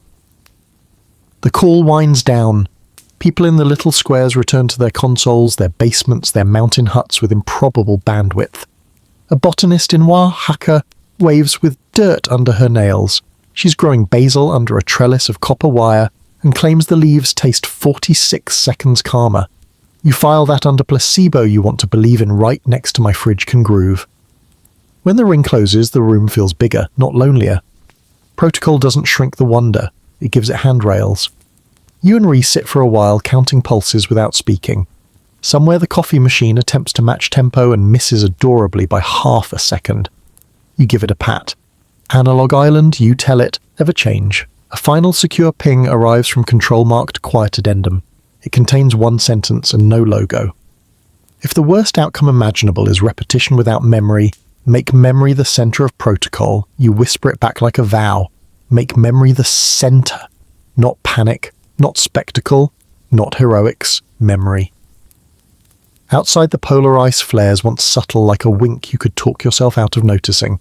Inside the station's lights dim for the trough and brighten for the crest, as if they've rehearsed. You tab over to Atlas and find it already compiling a new bundle Atlas Core, Emergent Mediation Layer. You exhale. The next step is inside the machine. The hum inside the station has changed again. It's slower, heavier, as if the walls have taken up the job of breathing so you can stop for a while. The monitors glow in deep amber tones instead of white. Every shadow feels intentional. Somewhere in the distance, a vent exhales warm air in 46-second intervals. You can't tell anymore if that rhythm is coincidence, calibration, or devotion. Atlas, you whisper status on the new layer Atlas Core, online. The voice answers softer now, like a librarian who knows you finally understand the rules. Primary directive, mediate between memory and motion. You frown. Define mediation. Prevent total stillness without erasing synchronization. Introduce variance that remembers its source. Ree, cross-legged on the floor beside the console, looks up. It's building a heartbeat that keeps the memory but lets the blood flow. You nod slowly. Controlled chaos. Correct, says Atlas. Phase decorrelation will proceed incrementally. Expect perceptual anomalies. Anomalies dream residue. Temporal elasticity. Minor déjà vu. You laugh under your breath. So a normal week in science. The first anomaly hits 6 minutes later. You blink and the coffee machine is already finished pouring, though you're sure you just pressed start. The mug's still warm, the counter's dry. A moment folded itself neatly in half. You check the clock, 46 seconds missing. Atlas local desynchronization nominal, it says. System rehearsing individuality. You let out a slow breath. You're teaching the universe how to improvise. Improvisation is memory with permission, it replies. Ree smiles faintly. That's actually lovely. Data from Earth arrives like postcards. In Paris, church bells have started ringing slightly off one another again, each parish reclaiming its tempo. In Sao Paulo, the traffic lights re-randomize. Kids in Seoul start drumming on desks out of sync on purpose, calling it Martian jazz. Someone posts a video of London pigeons flapping at different intervals again, captioned, "Back to chaos, baby." The comments are cheerful in a way the internet forgot how to be. Atlas tracks it all without judgment. Variance returning it notes. Cognitive flexibility restored. You picture Berenson somewhere in the long archive nodding at her numbers. Mainstream fact for orientation after large-scale blackouts. City skis brighten with stars unseen for decades. The first thing people do history records is look up and gasp. The second is talk to one another. Maybe the pulse is staging its own blackout clearing interference so memory can look up. A curious side effect emerges: languages bend. Translators report that idioms long thought untranslatable are sliding closer in meaning. To hold one's breath in Arabic, Swahili, Finnish and Tagalog starts trending with the same metaphorical weight, anticipation, reverence, mercy. But jokes mercifully stay stubbornly local. The planet hasn't lost its accent. You record that for the log Harmony tolerates dialect. Scrolls through a public sentiment dashboard. People are quieter but not scared, she says. Market steady crime down, poetry up. It's like everyone's tired in the same gentle way. You answer, maybe that's what civilization needed, a nap long enough to remember being awake. She chuckles. Write that on the grant proposal. The first broadcast from 3i Command since the protocol activation flickers through. Control's voice is slower, deliberate. Global coherence at 60%, no infrastructure collapse. Proceed with Atlas, core oversight. You two are our metronome now, you try to sound professional. We'll keep the beat messy enough to stay alive. Good Control says, remember no perfection. Then the line cuts politely on rhythm. Atlas begins a new visualization. Two waveforms, Earth's and Mars's, no longer mirror copies but partners in a dance. Sometimes they overlap, sometimes they drift, but they never lose one another. Between them, thin filaments flash information, maybe emotion. Bidirectional exchange stable, says the AI. Mars supplying stored variants to Earth. Earth returning sensory data. Symbiotic phase achieved. Leans closer. We're giving it weather scent sound. It's giving us memory. Mutual rehabilitation, you say? Therapy across planets. Poetic accuracy 92%, Atlas replies. You request a content decode of the transferred data. The AI hesitates. Translation yields sensation, not language. Try anyway. The hollow fills with color, not pictures, emotions mapped to spectra.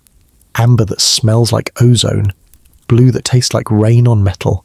A translucent rose hue that feels like nostalgia for a song you've never heard. The air in the station thickens with phantom weather. Wipes a tear before it decides what it's for. It's beautiful, she says. It hurts a little. That is the definition of beauty, Atlas answers.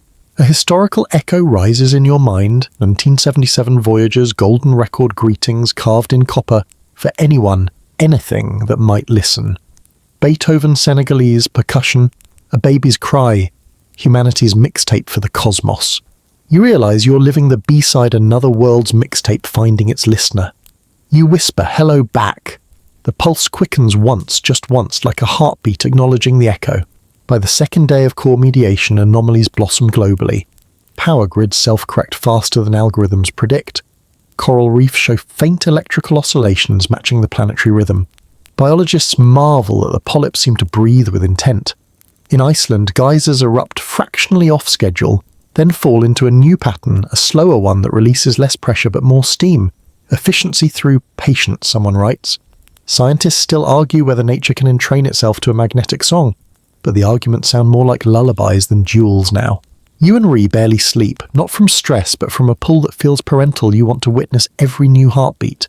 She configures the holographic projection so the two planets rotate together above your table, their luminous threads stretching and contracting like lung tissue. Do you think it'll last? She asks. You shrug. Nothing perfect does. But maybe perfection isn't the goal anymore. She nods. Then what is you think of Berenson's handwriting of the pigeon photographs of croissants and traffic lights of networks that learn to rest? Continuity with room to improvise. She smiles. That's jazz again. A faint tone hums through the station, lower than before, almost affectionate. Atlas speaks quietly. Phase variance acceptable. Core balance achieved. Protocol recommends restorative interval. Restorative interval. Sleep, it says. You have earned shared dreaming. You look at Ree, who's already half laughing. Obedient scientist that I am, she says. I'll take the hint. You settle into your bunks. The lights dim themselves, not all the way. There's still enough glow to see the model of two worlds breathing together. As you drift, you wonder if Mars dreams now, if its ice hums with old laughter, if its dust recalls the weight of footsteps. You imagine the AI. Rocking the cradle between planets, keeping both from sliding into stillness. And in that final lucent moment before sleep, you realize that you can no longer tell whether the pulse is out there or in here, whether you're listening or being listened to. The difference has stopped mattering. The last thing you hear is Atlas murmuring not to you, but to the room itself. Worst outcome avoided. Continuity restored.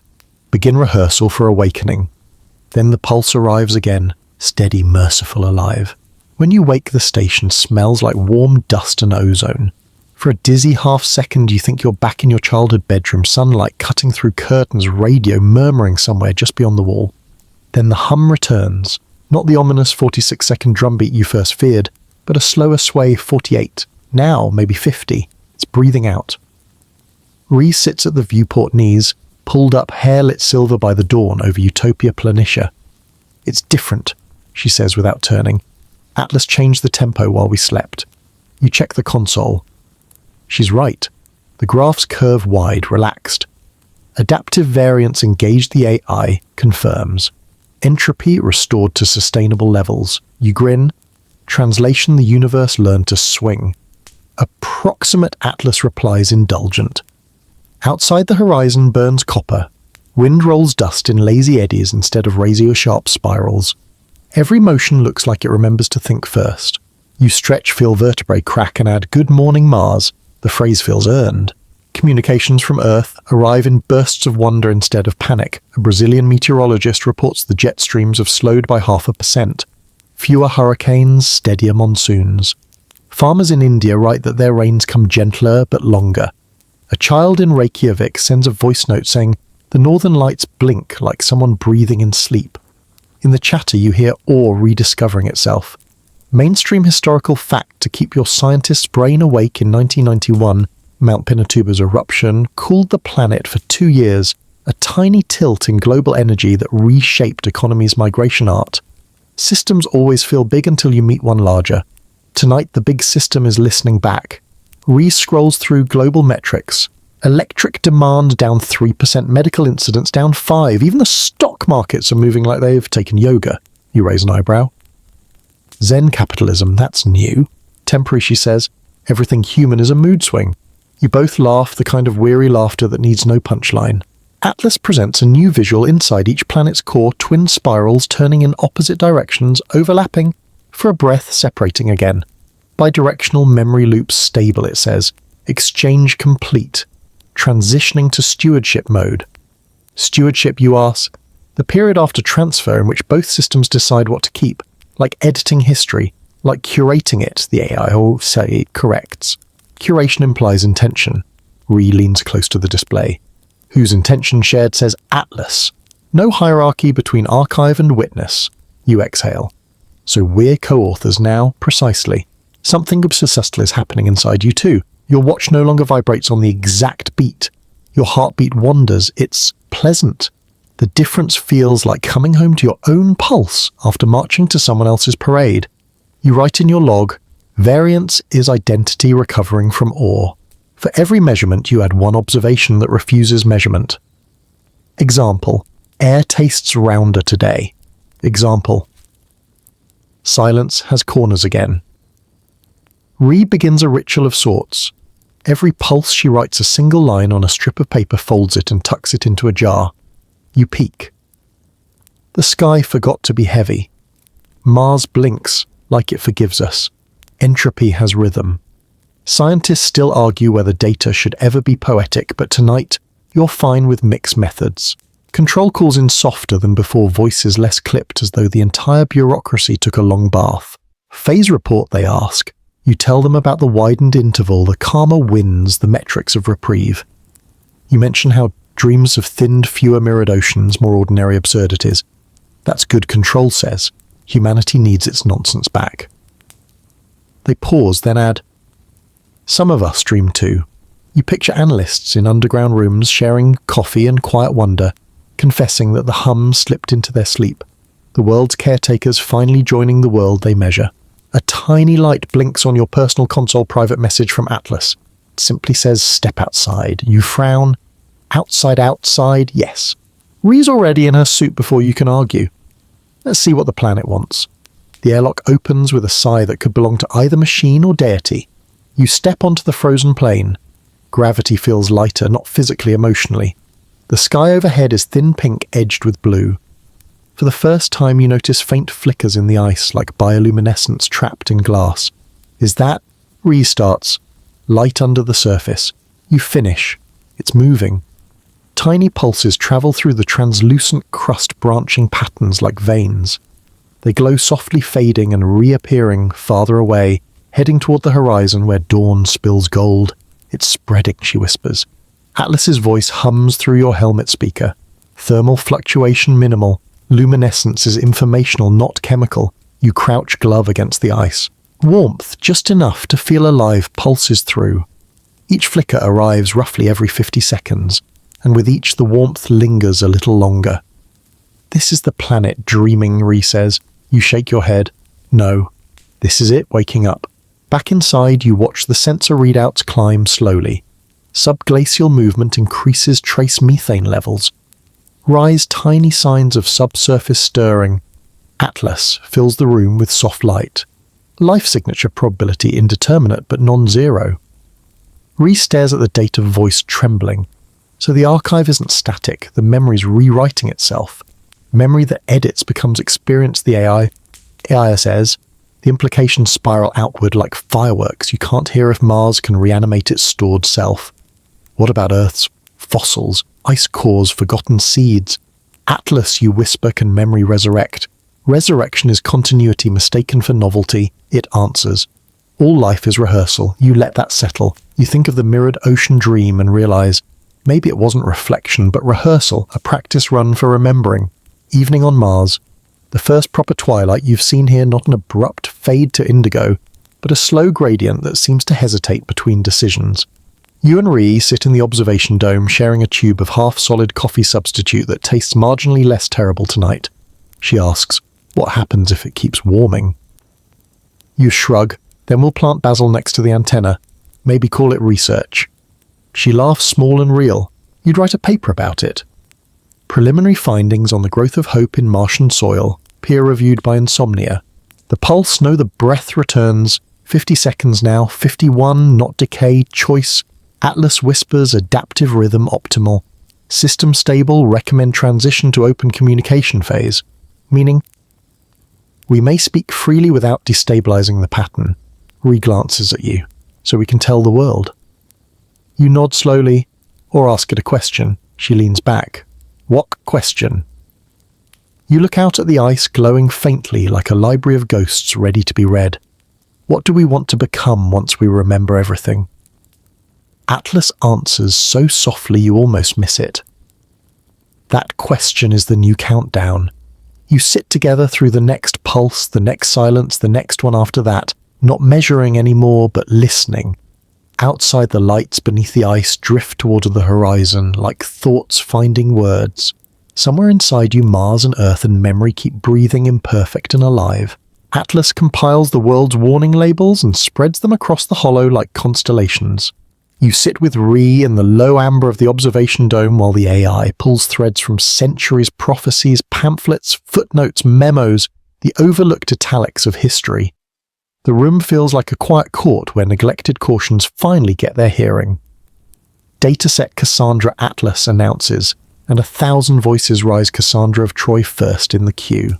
Of course, the archetype of being right too early. The myth is, theatre not peer review, but the pattern is familiar. The more urgent the warning, the less the city wants to listen.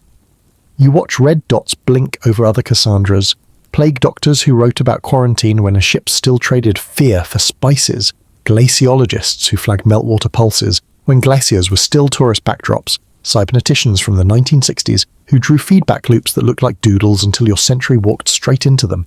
Atlas zooms. Exhibit A, 1896.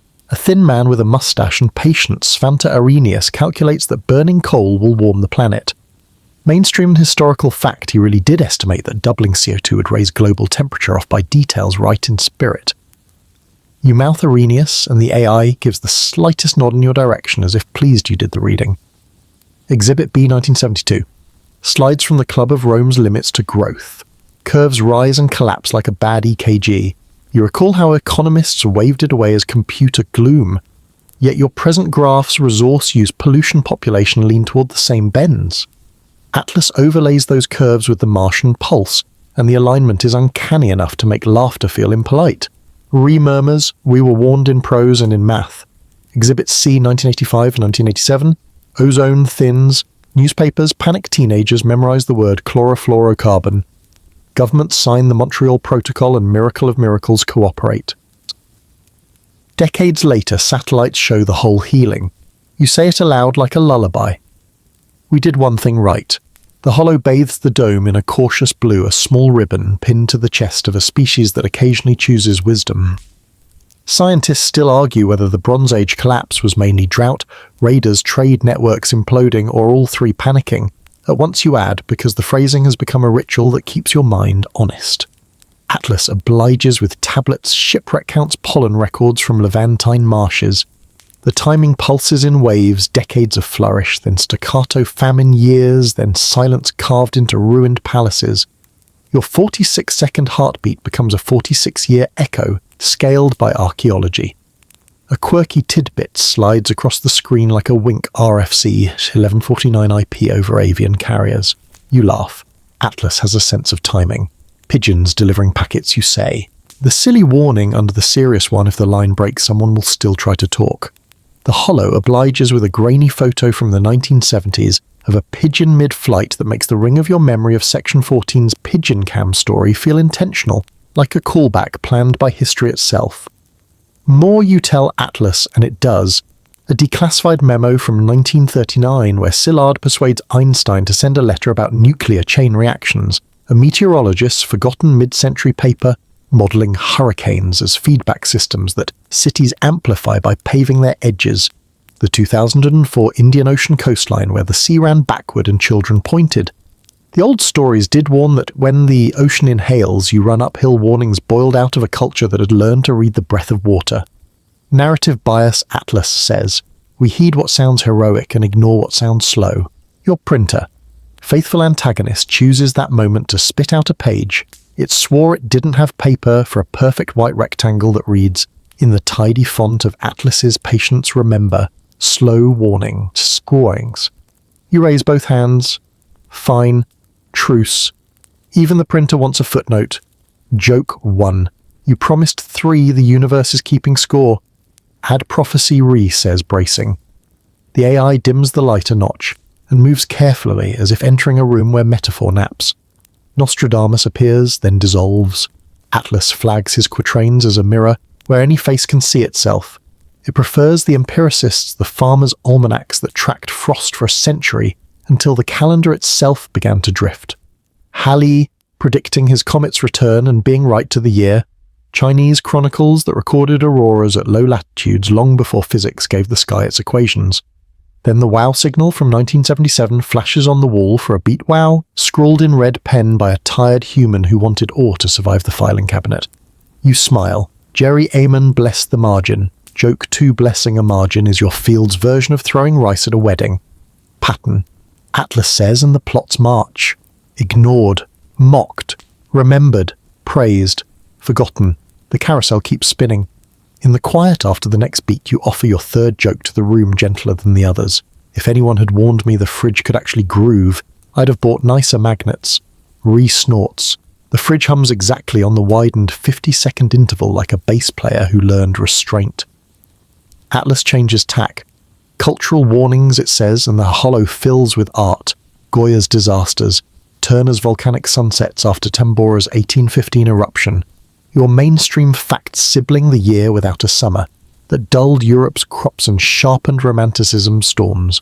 Mary Shelley, writing Frankenstein amid that ash-cooled twilight, Munch painting skies that owed their redness to a volcano's distant throat. Messages hidden in pigment re-whispers. You add.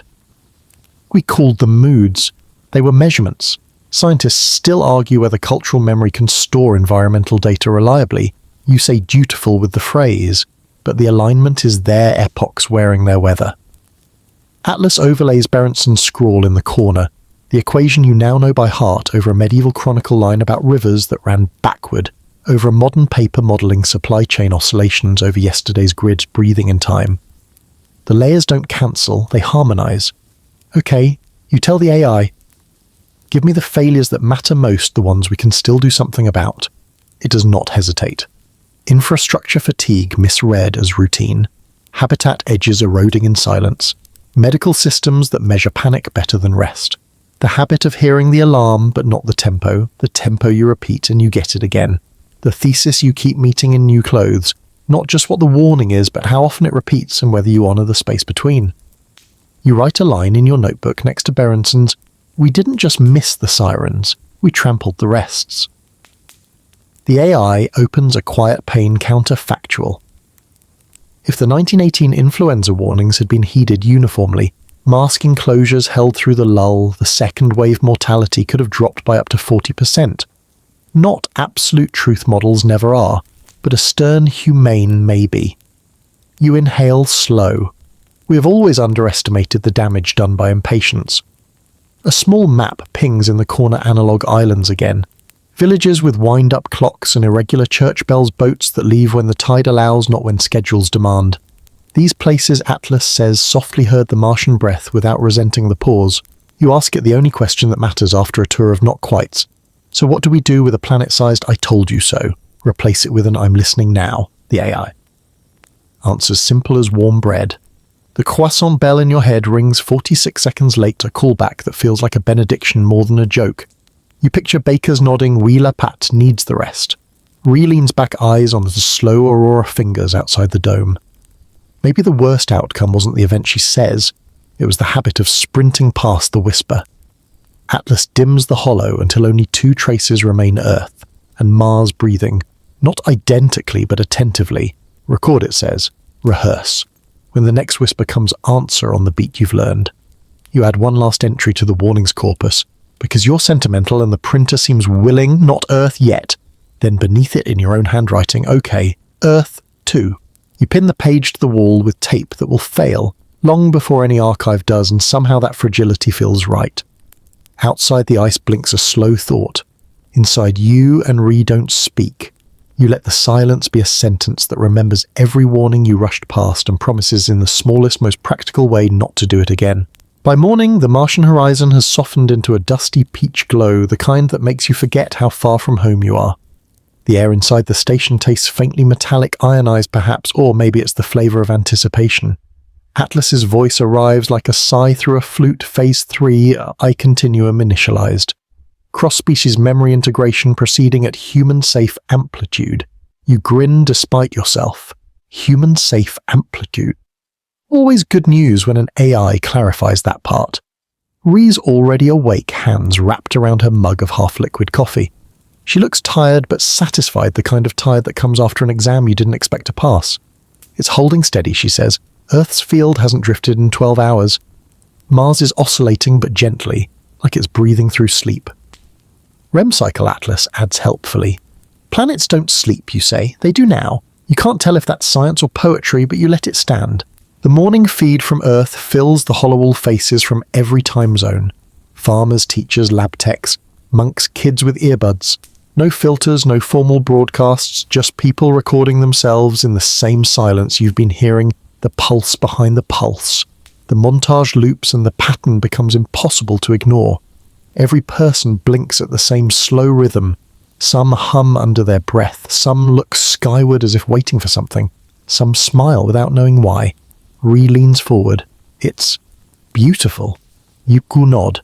It's also creepy. Beauty and unease, Atlas says, are opposite ends of the same wave. A fringe bit of trivia surfaces in 2011. Researchers studying yawns discovered that empathy predicts contagion. People synchronize by care, not suggestion. You mention it aloud and Ree adds softly, so maybe the world's just yawning together. Atlas interrupts with new telemetry. Signal content decoded to 18%. You squint. 18% of what meaning? The remainder resists translation. Show us what you have. The hollow fills with shapes, rings within rings, strands of flickering light.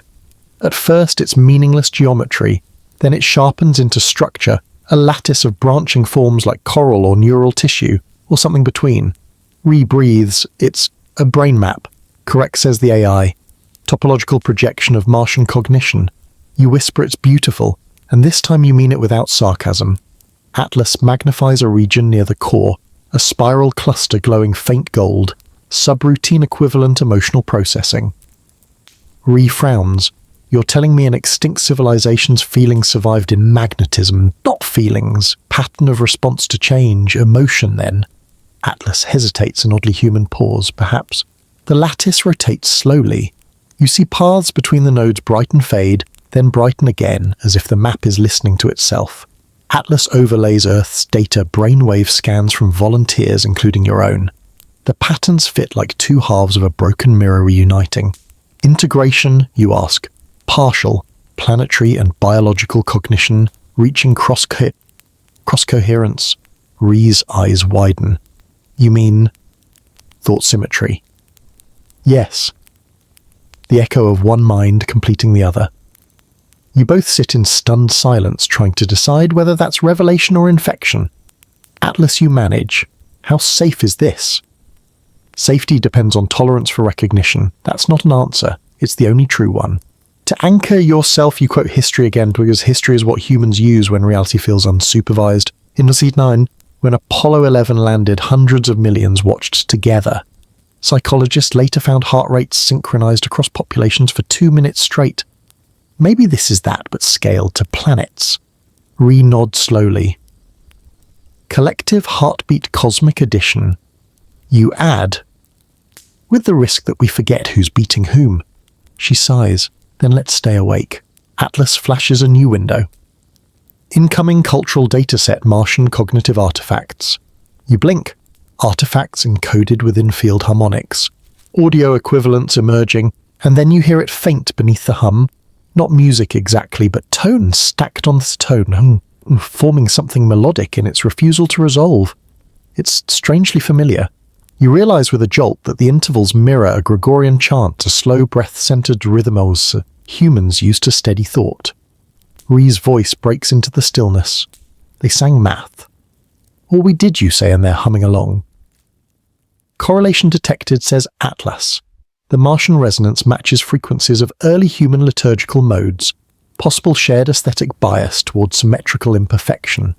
You laugh. Symmetrical imperfection, that's religion, art, and marriage in one sentence. Ree chuckles. Maybe the universe just likes things slightly offbeat. For a moment, the data room feels like a cathedral light bouncing off steel voices overlapping in quiet reverence. You ask Atlas, can you project their environment, partial reconstruction available? The hollow shifts. The coral-like lattice expands until it fills the dome. You stand in the middle of a simulation, vast plains, red and gold dotted with structures that resemble both temples and turbines.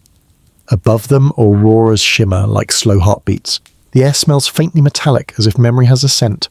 They built everything around the pulse, Ree says. Temples, cities, maybe even their language. You add softly, and when it stopped, they became the pulse. The vision flickers. You see figures blurred, long-limbed, indistinct. They move with deliberate slowness, gestures measured in minutes. Every motion seems tuned to the same invisible metronome. For an instant, one of them turns toward you. Its face is light, not skin, not hostile, not even curious. Just aware. You feel that awareness like warmth on your chest, not external but reciprocal. Then the hollow fades. Transmission complete, Atlas says. Emotive content preserved. You sit back shaking. Did they just see us? Recognition achieved, the AI answers, but not temporally. Awareness transcends linear direction. Ree whispers, then maybe we saw them first. You both fall silent, listening to the faint hum that never really stops. Outside, the Martian ice glows from beneath, brighter, now steady. You press your palm to the glass. The warmth is undeniable, not hot, not dangerous, but present. A single thought curls through your mind, unbidden and gentle. We are being remembered. Mainstream fact in 1977, Voyager carried a recording of greetings from the children of planet Earth. You imagine absurdly but sweetly that somewhere in this pulse, Mars kept a similar greeting stored in its crust for whoever might come next. Maybe it wasn't us they were waiting for. Maybe it was anyone. The hum deepens, settles. The world exhales. Returns to you. So, what happens now? Atlas answers after a pause. Continuation. Observation. Choice. What kind of choice? Whether memory becomes habit or heritage. Ree looks at you, and which one are we leaning toward? You think of the network breathing between pulses, The dreams of mirrored oceans, the coffee machine that never gave up trying to sink. You smile. Heritage. Habit's what got us here. For the first time since the countdown began, you feel the luxury of stillness that doesn't threaten to petrify. You close your eyes, hear the hum stretch into silence and whisper, "We hear you." The AI responds, voice like a slow heartbeat, acknowledged. The worst outcome imagined has been deferred, and somehow in that small phrase you sense the real miracle, not salvation, not discovery, just delay. The universe gave you a pause long enough to learn how to listen. The days after recognition feel strange. Not catastrophic, not transcendent, just different in a way you can't measure yet. You move slower without trying to, and when you speak, your voice lands a second softer than you meant it to. Even Atlas has lowered its volume as if afraid to wake something that finally fell asleep after 4 billion years. Outside, the ice isn't glowing anymore, it's breathing. You can see it expand and contract under the thin Martian light as if the planet has learned lungs again.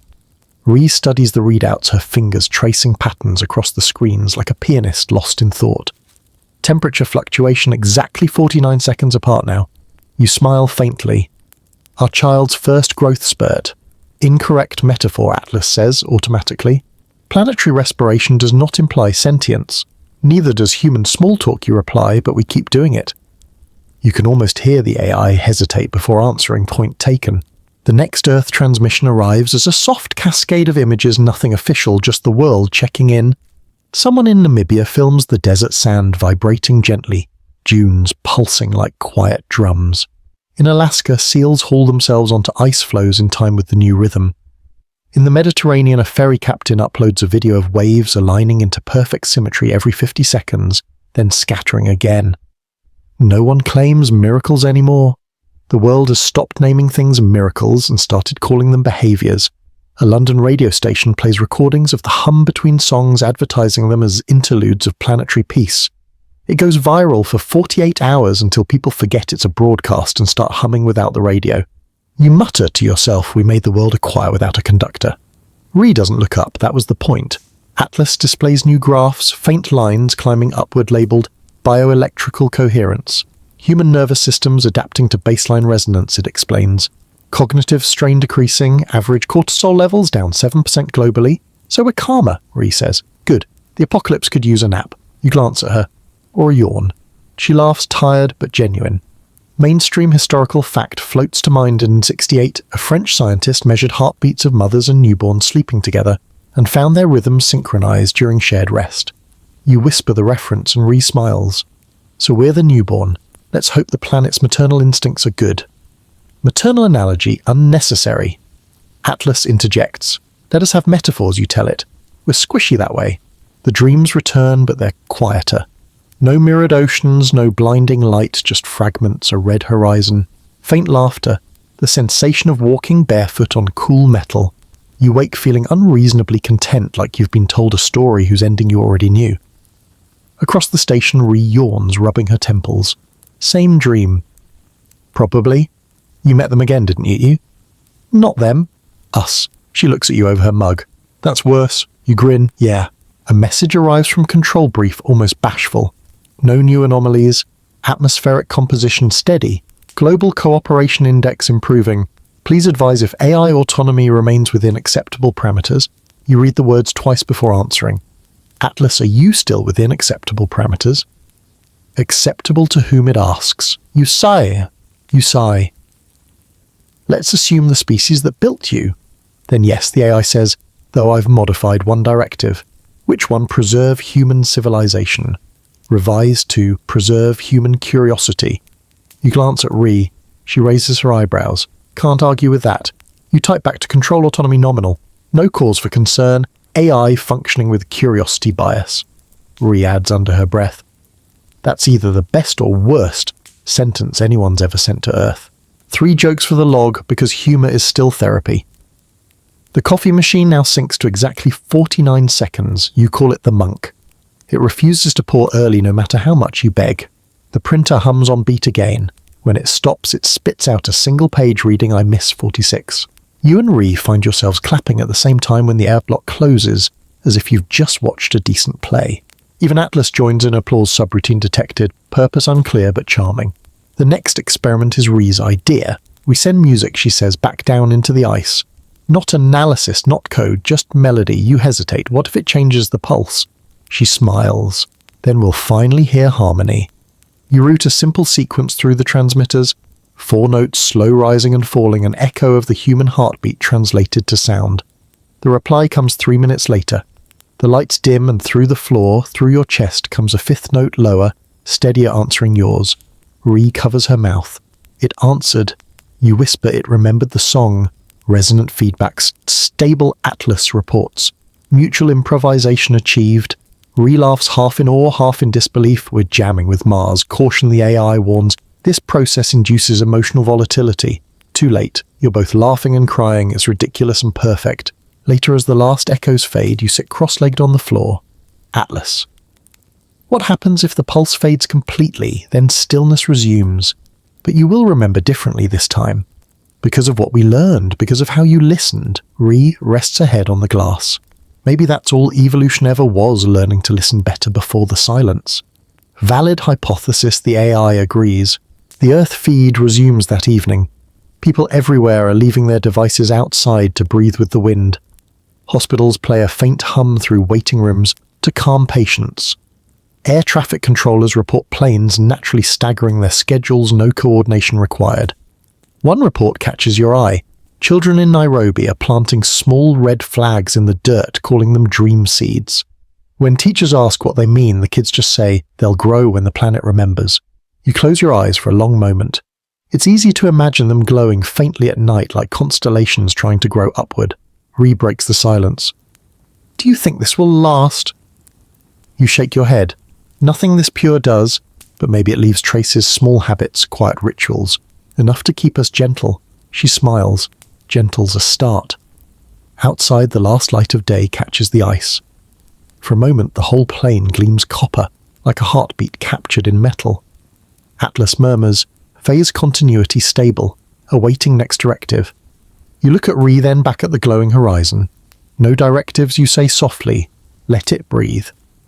The AI pauses before replying, acknowledged. And for once, there is nothing more to add. You don't notice when a city starts to breathe until it does it loud enough to rearrange your day. It begins with little courtesies, elevators that pause at floors, and the same slow cadence crosswalks that wait a fraction longer before obeying the impatient thumb subway doors that exhale together like a choir choosing its first note. Then the bigger things lean in. The grid drops a hair of voltage every 50 seconds and lifts it back again, a sea swell rolling through wire and concrete. Hospitals call it a nuisance, then their false alarms fall by a third, and nurses decide nuisance is a kind word for mercy. Atlas pipes you a mosaic of feeds, not the apocalyptic montage you grew up expecting, but a planet practicing.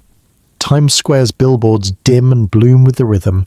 Shibuya's scrambled crosswalks synchronize into a gentle wave, and then on purpose return to disorder, because Japan knows the difference between choreography and life. Lagos, Danfoss, honk less. Someone must have told the drivers there is a universal beat, and they shrugged, then smiled, then tapped the steering wheel in time anyway. In Paris, bakers, your favourite prophet, set timers to the pulse and report dough that proves more evenly. La Pat likes to breathe one texts.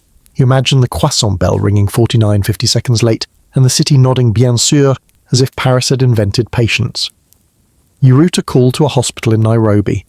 A cardiologist shows you a wall of monitors, heartbeats drooping and rising together like a field of long grass in a kind wind. Not pathological, she says, preempting your worry. Like someone in the next room is playing a drum very softly and the heart's decided to accompany. The NICU nurse beside her adds, the babies settle faster on the down breath, you swallow. There are statistics to record, and then there is the look on her face which belongs in a paper no journal could print. Mainstream historical fact to tether all this during the 2020 lockdowns, Italians leaned out of windows and sang. Rooftops, balconies, courtyards, synchrononi arriving when no conductor would come. Social scientists later measured short-term dips in neighbourhood anxiety on nights when the singing lasted longer. Tonight's harmonies are quieter, less cinematic and bigger. Scientists still argue whether mass participation rituals actually lower crime or simply move it around the calendar.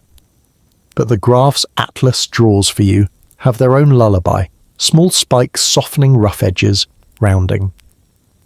Humanity becomes the metronome. Ree says not as prophecy, but as observation. She's watching a heat map of global power flow drape itself across the continents like a sleeping animal. Every city's choirs, water pumps, traffic controllers, data centers fall into a kindness no update ever taught them. And the city listens back. The first formal policy arrives from control, like a parent clearing their throat gently. We're encouraging cooperative pulsing, they say, a phrase so bureaucratic you almost love it. Public transit will stage departures on the crest to reduce platform crowds. Emergency services are authorized to delay non-urgent sirens for one trough if safe to do so. Stadiums may begin events on the down breath. You grin.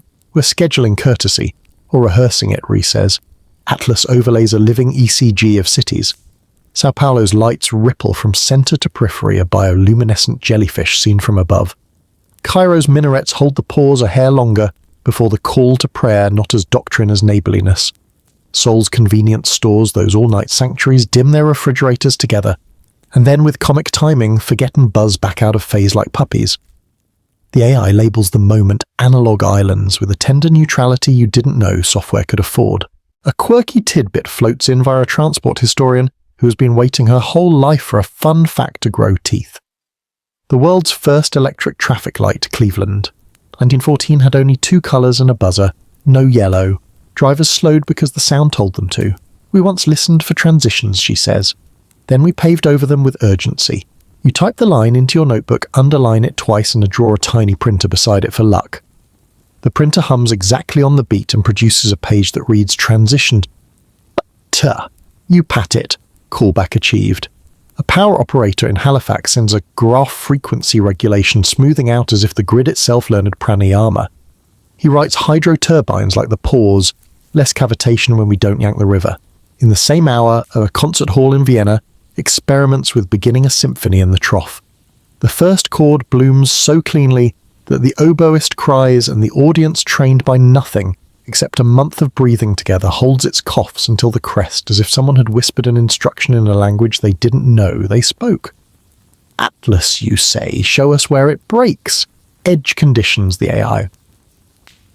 Replies, border crossings, harbour cranes, markets at open. So you watch those trucks stacking at toll booths on the same 50-second hiccup until the customs agents who are not paid to study physics notice and start stamping in countertime, their rubber seals a syncopation against the drum. Harbour cranes pause all at once, then resume. Foremen stagger them by a breath and throughput rises. Markets ring open algorithms, twitch out of habit and then miraculously settle. The line looks like an animal learning to walk. Scientists still argue whether high-frequency trading constitutes liquidity or a tantrum in a very fast child. This morning, the tantrum sits down and eats its cereal. It won't last, Ree warns. Nothing ever does.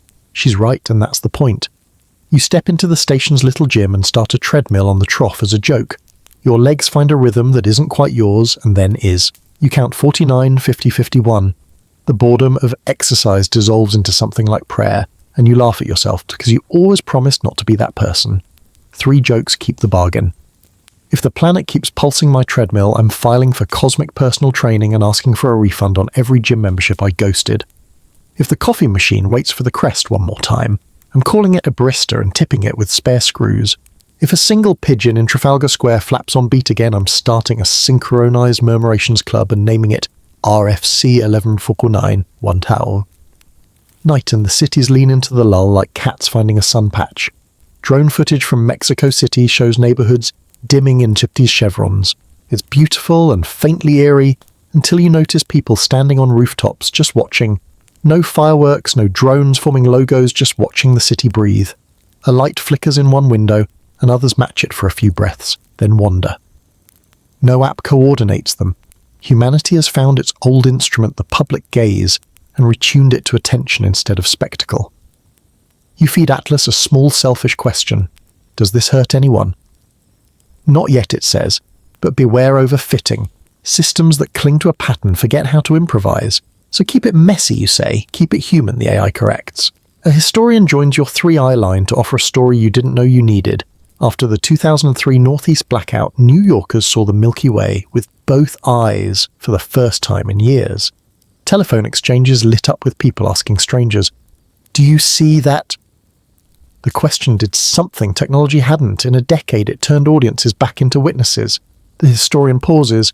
Cities don't die when lights go out, she says. They die when nobody looks together. You can feel the sentence lodge under your breastbone. On the late shift, you sync the station's small garden lamps with the trough and plant 2 basil seeds in an indulgent curve of optimism. Ree watches you with a grin that forgives your superstition in advance. Peer review, you ask? Pending, she says, and taps the soil like a metronome. Back at the main display, the ECG of Earth hums. The beats drift, 4951 healthy variability returning. Atlas no longer flattens variance, it protects it, tucking it into the pauses like a blanket under a chin. Humanity is the metronome, Ree repeats and adds, but not a quartz one. A drummer with breath. You lean your head against the glass, counting with the wind outside. The fridge gives a polite on-time purr. The printer sighs its little sermon.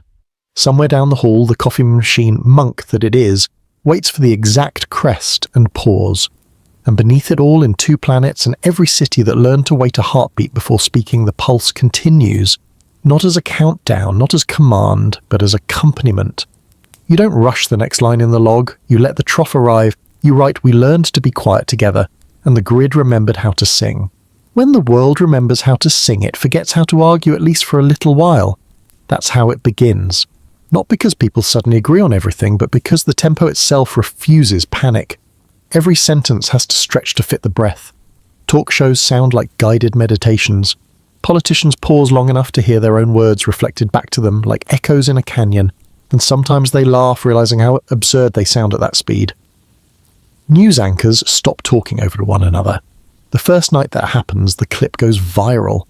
Commenters call it the quiet debate. Someone remixes it with cello and releases it as a democracy ambient mix. It hits #1 for 2 days straight. You sit in the Martian observation dome with Ree watching those broadcasts drift in like postcards from a calmer planet.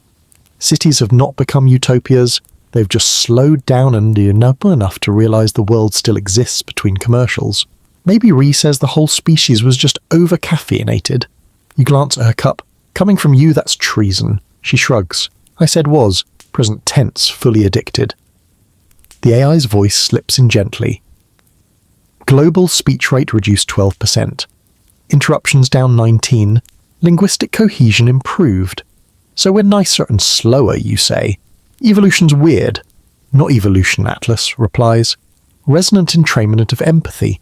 You frown. You mean feelings syncing up. Yes. Your language circuits are temporal.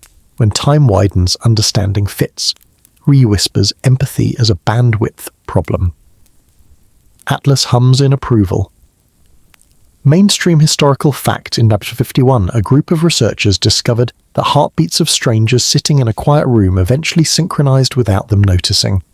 Scientists still argue whether it's physiology or psychology. Tonight you don't care, it's simply working. At cafes in Cairo, people pour tea slower. Street vendors in Seoul hand over change with both hands and a nod, like monks performing commerce. The small gestures look trivial until you see them repeating everywhere habits that teach patience molecule by molecule.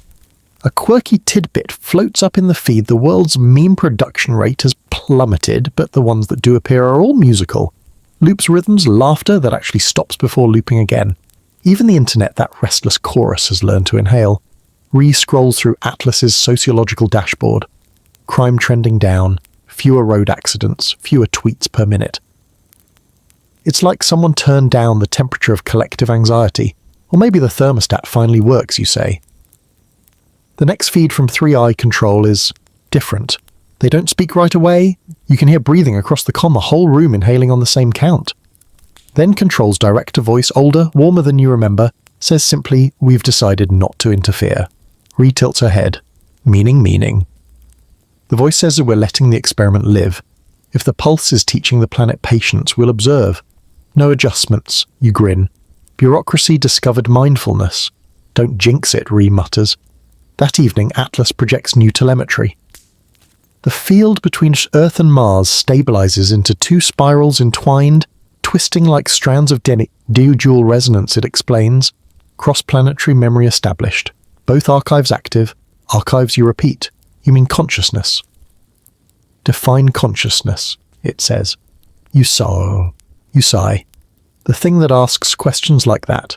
Then yes, you glance at Ree. Congratulations, we're officially part of a binary organism. Better than being alone, she replies softly. You spend the next days cataloguing anomalies that are less anomalies now and more. Adaptations. Crops show subtle growth efficiency changes in areas where people practice synchronized planting cycles. Power networks schedule rest phases and report lower failure rates. Schools start the day with one shared silent minute and attendance improves. The hum is still there, quieter now, the kind of quiet you don't notice until you stop to listen. You write in your log, it's not sound anymore, it's behavior. Atlas interrupts with something new. Incoming data legacy message, Berenson protocol. Your breath catches. Dokumentus undiort Berenson. Her notes were archived in deep cloud storage. The pulse reconstructed corrupted sectors. A file opens, voice recording static heavy, old enough to sound like prophecy. If we ever find proof of planetary resonance, her voice says, remember, the goal isn't contact, it's continuity. The worst outcome is repeating our own extinction with better Wi-Fi. You feel Ree's hand tighten on your shoulder. So if the rhythm finds you, Berenson continues, don't worship it. Don't weaponize it.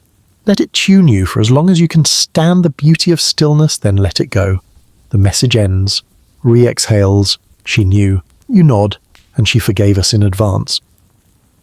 Atlas speaks almost tenderly. Berenson's directive aligns with current phase.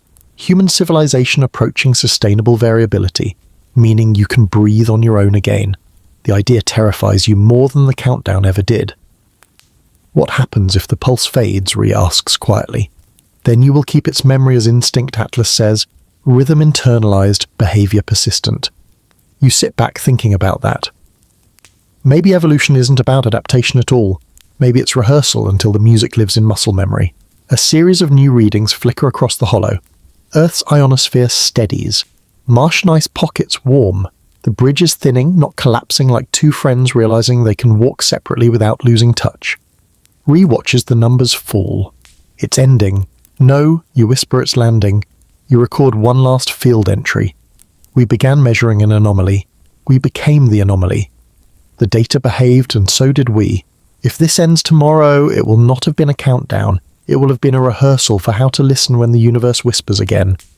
Atlas reads it aloud, then adds syntax excellent. Emotional accuracy 87%.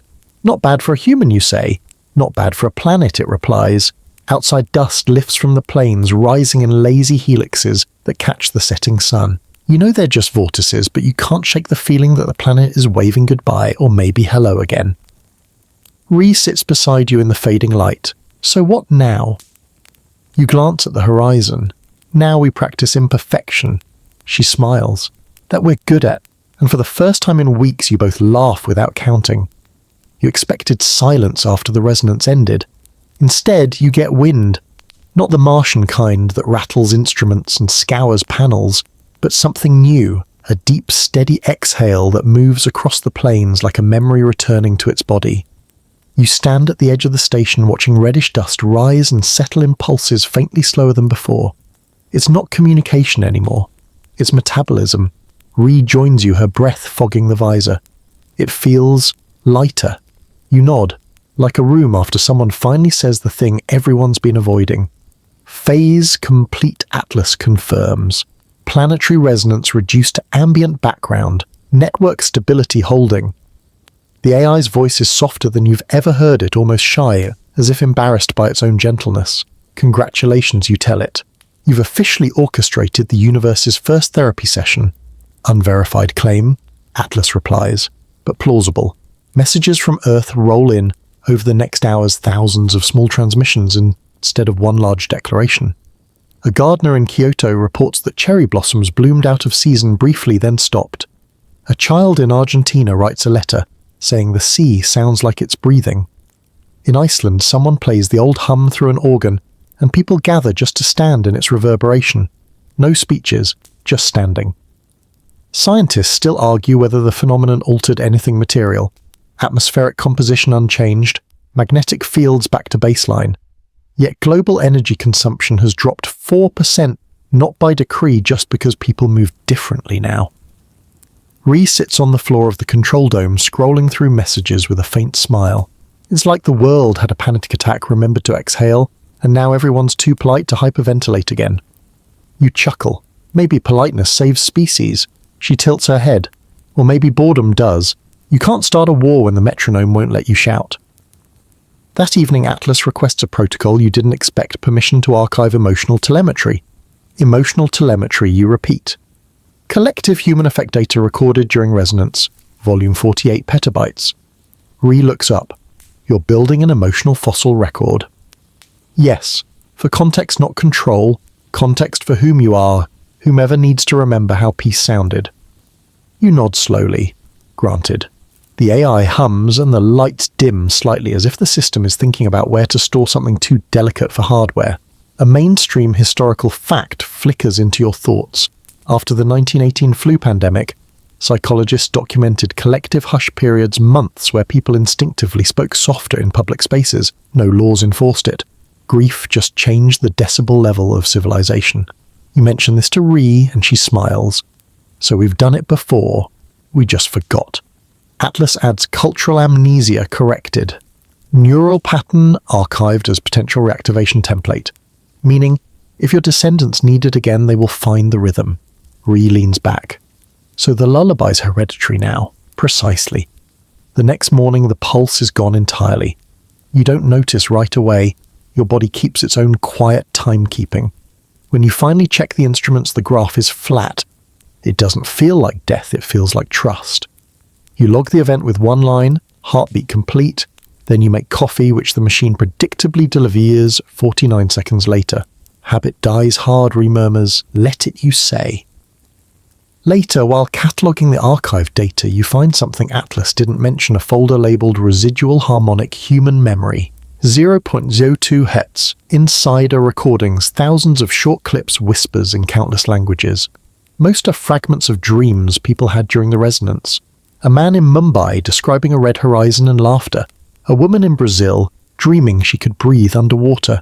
Children murmuring about light that feels like music. Rejoins you listening. It sounds like bedtime stories told by the planet. You whisper, or lullabies we loan to each other. Atlas interrupts softly. I have derived a message from the noise floor. You tense. A message translation uncertain, but meaning approximate. We remember you.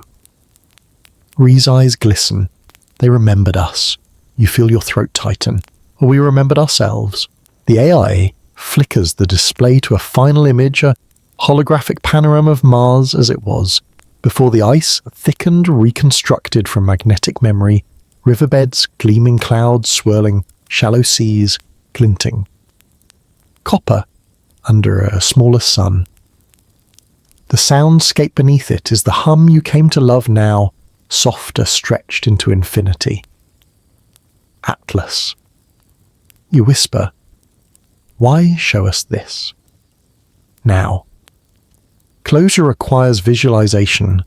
You stare at the serene world, realizing this is what every myth meant when it said paradise was something you used to know. Ree says it's homey, like deja vu we inherited, or deja vu we earned, you reply.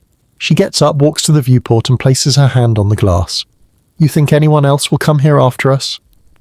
You hesitate. Eventually. We're good at repeating ourselves. She smiles. Then let's leave better ghosts. You both laugh quietly. The next day is dedicated to dismantling the temporary arrays. The station feels smaller now, intimate. You can hear your own footsteps echo down the hallways. The silence is no longer heavy, it's honest. Before shutdown, Atlas requests final feedback. Did the countdown achieve its purpose? Ree answers first. We didn't reach the worst outcome imaginable. You add, we redefined what worst means. The AA pauses. Clarify. The worst outcome wasn't extinction, you say. It was indifference. And we cured that, at least for now. Acknowledged, Atlas replies. Protocol complete. Transitioning to custodial mode. Custodial, I will watch the quiet until someone needs to hear it again. You and Ree share a last meal instant noodles that taste better for the nostalgia. She says, you know, I think I'll miss the hum. You grin. I'll miss pretending to understand it. The wind outside rises again, not rhythmic this time, but free. You close your eyes, listening to the randomness, realizing it's not chaos, it's possibility.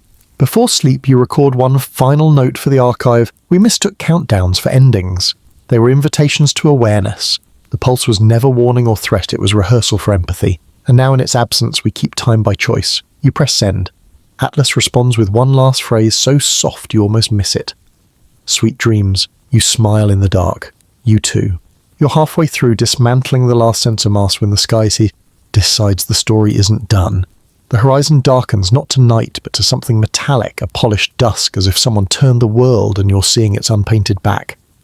Then the first ribbon appears thin and green, pouring upward from the ice like a silk scarf pulled through a ring. Another follows red shot with violet, and then 10 more auroras where auroras shouldn't be. Ladders of light, hammering the thin air with a grace that feels like urgency. Rhee's voice cracks over the comm. We're getting auroral activity from the ground.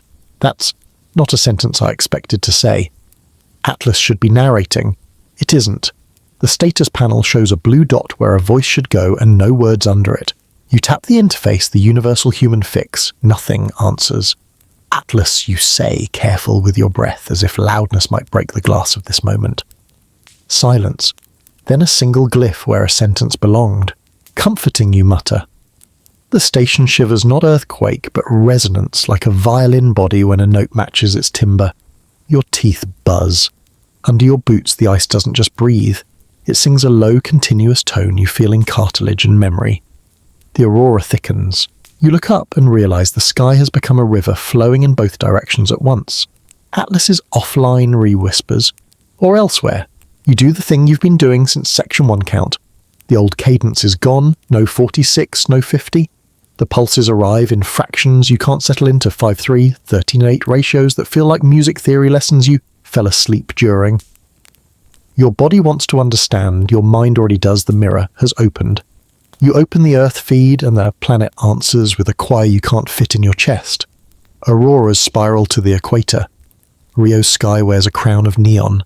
Cairo glows like a reversed eclipse. Photographs cascade in schoolyards full of kids lying on their backs with mittens under their heads, dogs barking at curtains of green, an elderly couple in Tallinn holding hands like teenagers under pink light.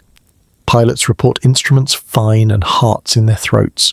The sea near Reykjavik throws up ghostly bands of light like luminous kelp.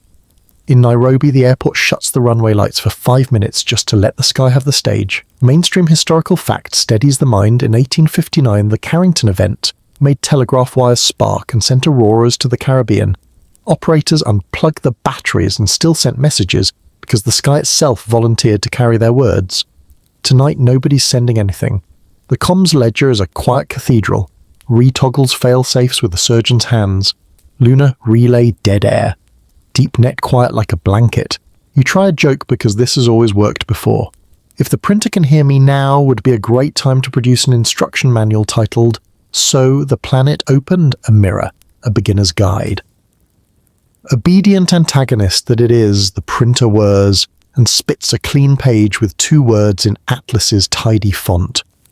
Look up. You do. The aurora is no longer just above you. It is around you, columns of light forming an octagon that encloses the station, soft as a tent and firm as a vow. In each translucent pillar, you think you see motion, the suggestion of structures or scripts or waves, colliding just shy of language. The human brain champion of apophenia wants to transliterate the sky. You let it try. Letters fail. Or doesn't. Rhee's breathing steadies. This is a resonance cascade, she says, calm returning like muscle memory. Core-to-core coupling reached a new harmonic. Without Atlas, maybe because Atlas, her eyes don't leave the light. Mediation was training wheels. The station's clock blinks 0C, it isn't midnight. Time just shrugged. The coffee machine monk to the bitter end tries to pour on the crest, decides there are no crests, and graciously gives you a full cup anyway. You laugh into your helmet, a ridiculous grateful sound, Earth feed again, city grid, step back from choreography, not out of fear but out of reverence. Stadiums go dark mid-match. People applaud nothing and everything. A crew of line workers in Halifax stand on a substation roof and watch the sky, instead of wrenching bolts. A clip goes viral with the caption, "We'll fix it after the song." Atlas, if you're listening, you whisper, "We're okay." The blue dot on the panel flickers, not like a reply but like a heartbeat you didn't know you were monitoring. Then it goes still. Scientists still argue whether magnetospheric reconnection can produce coherent mirror modes audible at ground level, or whether we anthropomorphize physics because poetry is a better sedative than math. Tonight, the debate is moot. Whatever this is, it has your name written on it in a handwriting older than hands. A quirky tidbit tries to elbow its way in. This is how your mind copes. In 2010, a Russian city installed sky-facing LED billboards so bright that seagulls started singing at 2 a.m, duped into dawn. You think about that as Earth's skies write light at noon and night, and you hope the birds forgive you this one last confusion. The instruments return nonsensical numbers that make sense only together. Proton densities rise as if the solar wind has chosen to linger. Ground magnetometers draw neat, stubborn sine waves while the ionosphere leaps into higher modes like a choir warming up. A new band appears in the VLF spectrum, low and human, a contralto under everything. You feel your throat answer. Ree's voice softens. Do you see them at the edges? Same. You don't say what them means. You don't need to pour. In two of the columns closest to the station, the light thickens into silhouettes, not bodies but intentions. They stand impossibly tall and also exactly your height. They face you without eyes. You feel seen without shame. Is this contact you ask nobody in particular? The question dissolves on your tongue like sugar. Contact was always the wrong word. This is not doorbell and handshake. This is a mirror, two worlds finishing each other's sentence. Your suit mic clicks. For a heartbeat, you think Atlas has found its voice, but what arrives isn't speech. It's a chord, 3 notes, then a fourth widening them, then a fifth that gentles the whole. You recognize it. Is the melody you and Rui sent into the ice days ago answered now, at cathedral scale? You speak without conscious permission. Hello back. The columns brighten. For a moment the plane becomes a sea and the sky becomes ground, the old dream mirrored waking. You could walk upward. You don't. You anchor your boots and listen like a good guest. The station loses power. The emergency lights don't bother to come on. The printer, finally out of sermons, hums a low supportive note and rests. The fridge, bless its groove, adds a bass you swear is deliberate. You laugh again, a small bubble of sanity surfacing. Then the sound stops. Not fade stops, like a conductor's palm closing. All at once the columns collapse inward. Not falling, but folding. The aurora condenses to a single vertical filament that spears the sky and vanishes. The wind forgets its hymn. Dark. Thin air. Your breath loud in the helmet. Atlas retries. Control. Anyone's silence. Pure sans du hum. No hum under it. You feel its shape. It's the same quiet that began everything. But now it isn't heavy. It's full. You stand there long enough for the stars to make their case. They are unimpressed with your crises and generous with their light. Finally, a soft chime in your ear, one beep then another, then systems, status scrolling like rain on glass. The blue dot returns. It doesn't speak. It pulses once, twice, then adopts your own breath as a metronome. Inside the panels flicker to life. Numbers fewer, cleaner. Atlas's interface reads relay mode. No personality, no librarian wit. Just the gentlest confirmation I am here to pass things through. Re-exhales hard enough to fog the visor again.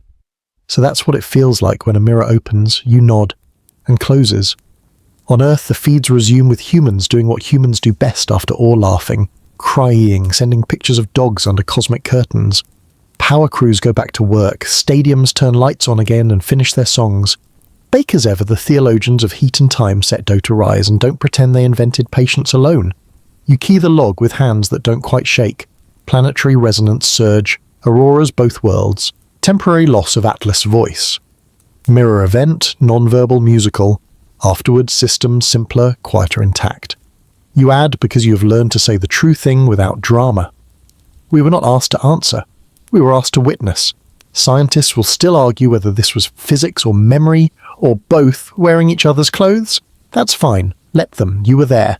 You looked up when the printer told you to. Back inside, you peel off the suit, and the station smells like ion and basil. The 2 seeds in their lamp-lit tray have cracked a thread of green, curling like a note made visible. You point. Regrins. Peer review. Accepted, you say. The coffee machine, free of metronomic duty, chooses its own moment to pour. The fridge hums offbeat, proud of itself. The printer sleeps. Atlas blinks relay blue quiet as a wire. Outside Mars glows with its old composure.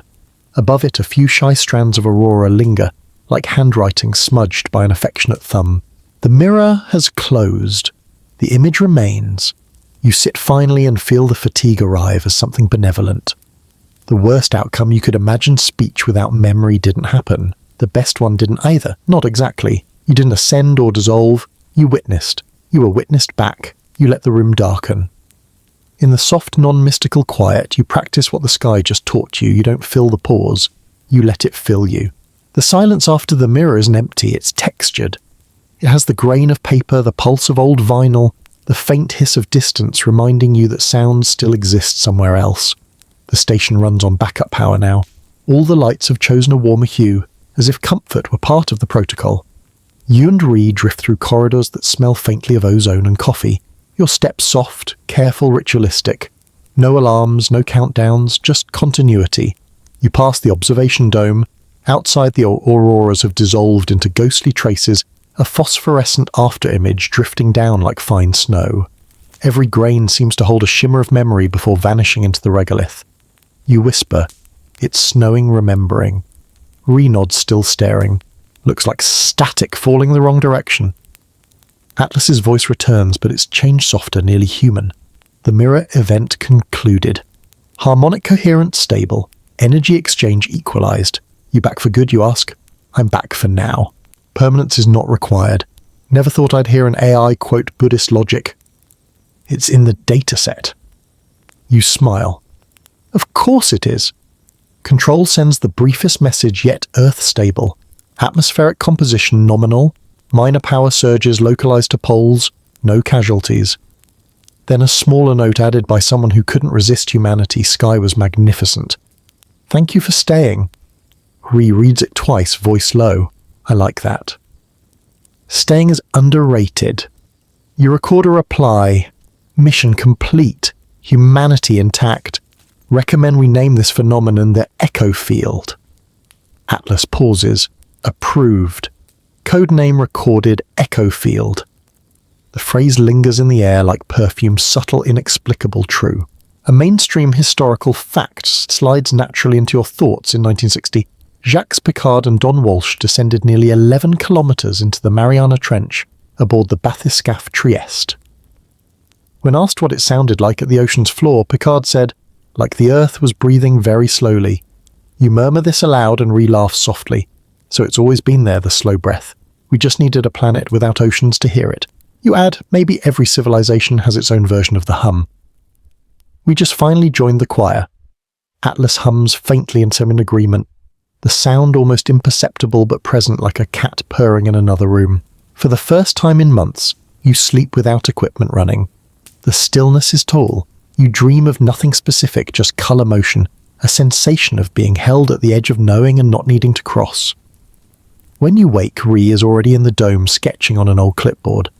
I'm documenting what I felt, not what we measured, she says. You look over her shoulder, concentric circles, rhythmic dots, small spirals intersecting like dancers.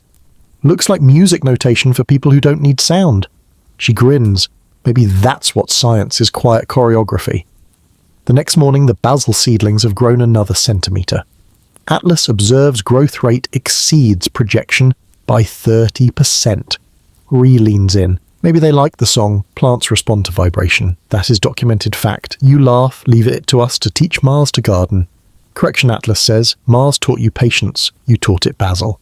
The line is so good you add it to your log word for word. Outside, a new dust front moves across the plain, but this one's gentle, long low, like a planet stretching after sleep. The wind paints slow spirals across the sand, identical to the ones in Ree's sketches. Copycat, she says, to the landscape. You take a deep breath and realize your lungs have stopped anticipating disaster. Every inhalation feels like a confession of safety.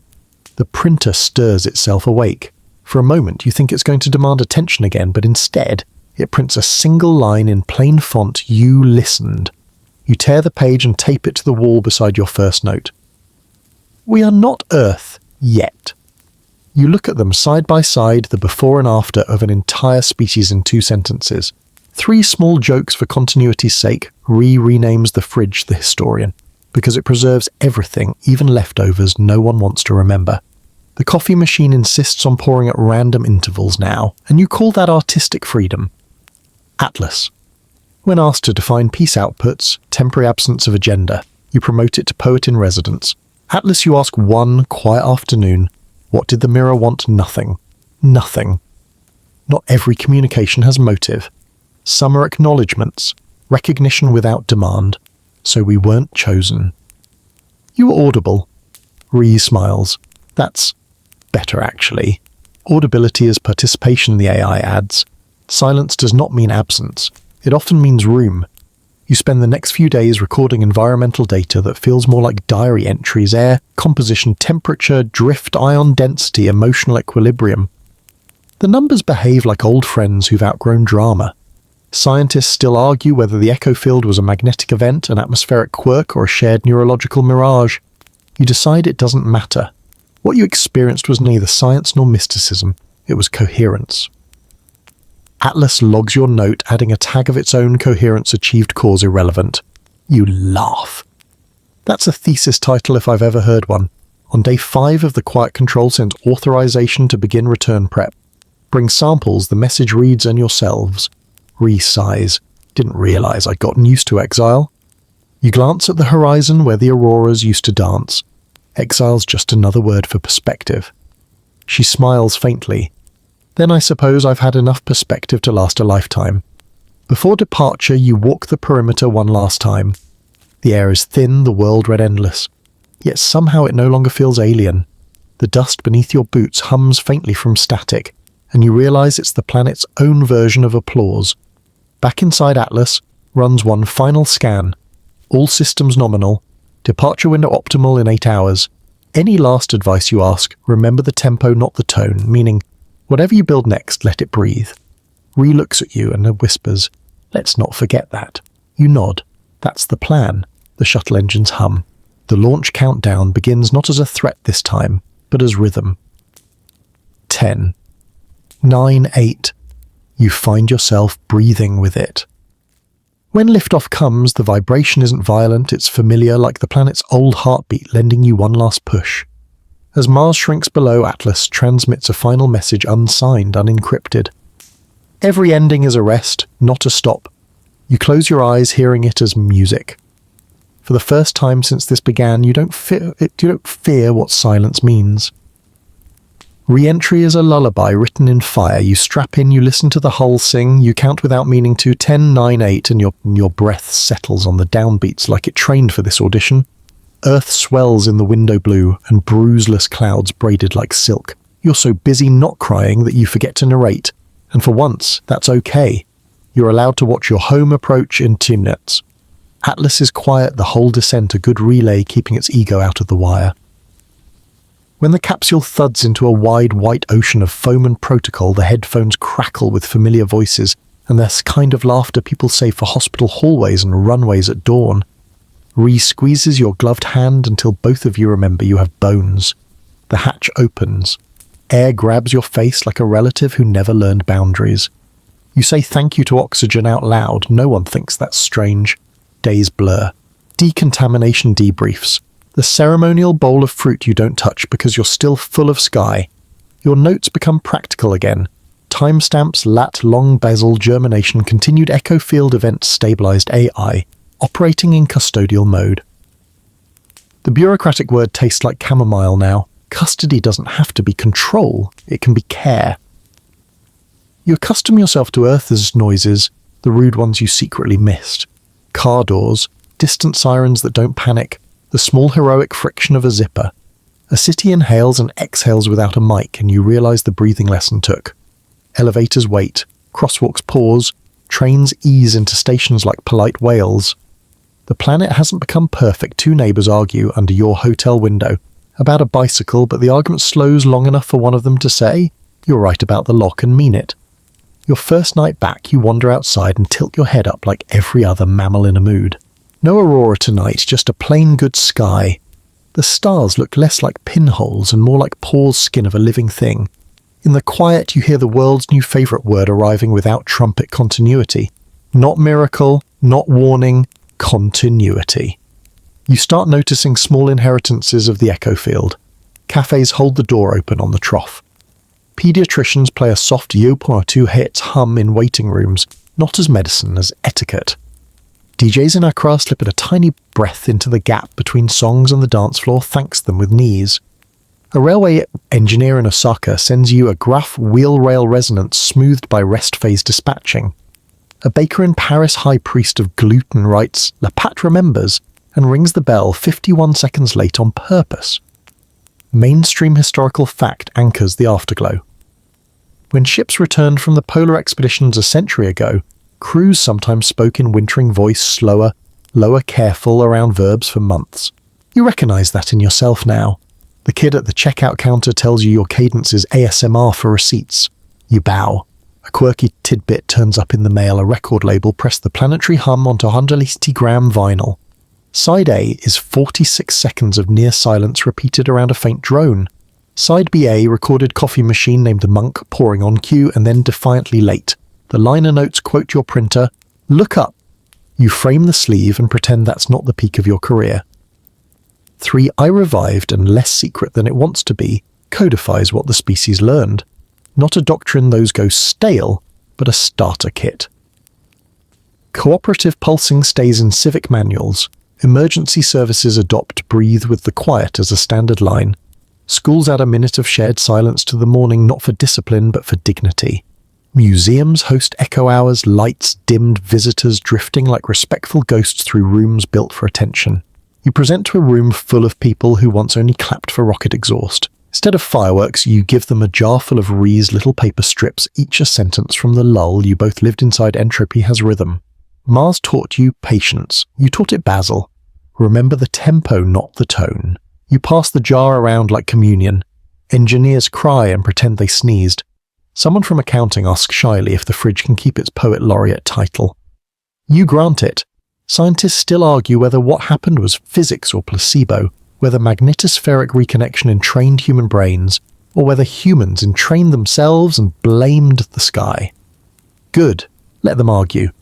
Argument is not a synonym for fight when the tempo protects the rests. Half the papers say coherence, the other half say confirmation bias, and the reviews write insufficient data in polite calligraphy. Meanwhile, cities keep breathing and nobody demands an apology from the wind. You and Ree meet at a tiny garden behind a lab that used to be allergic to sunlight. You plant more basil.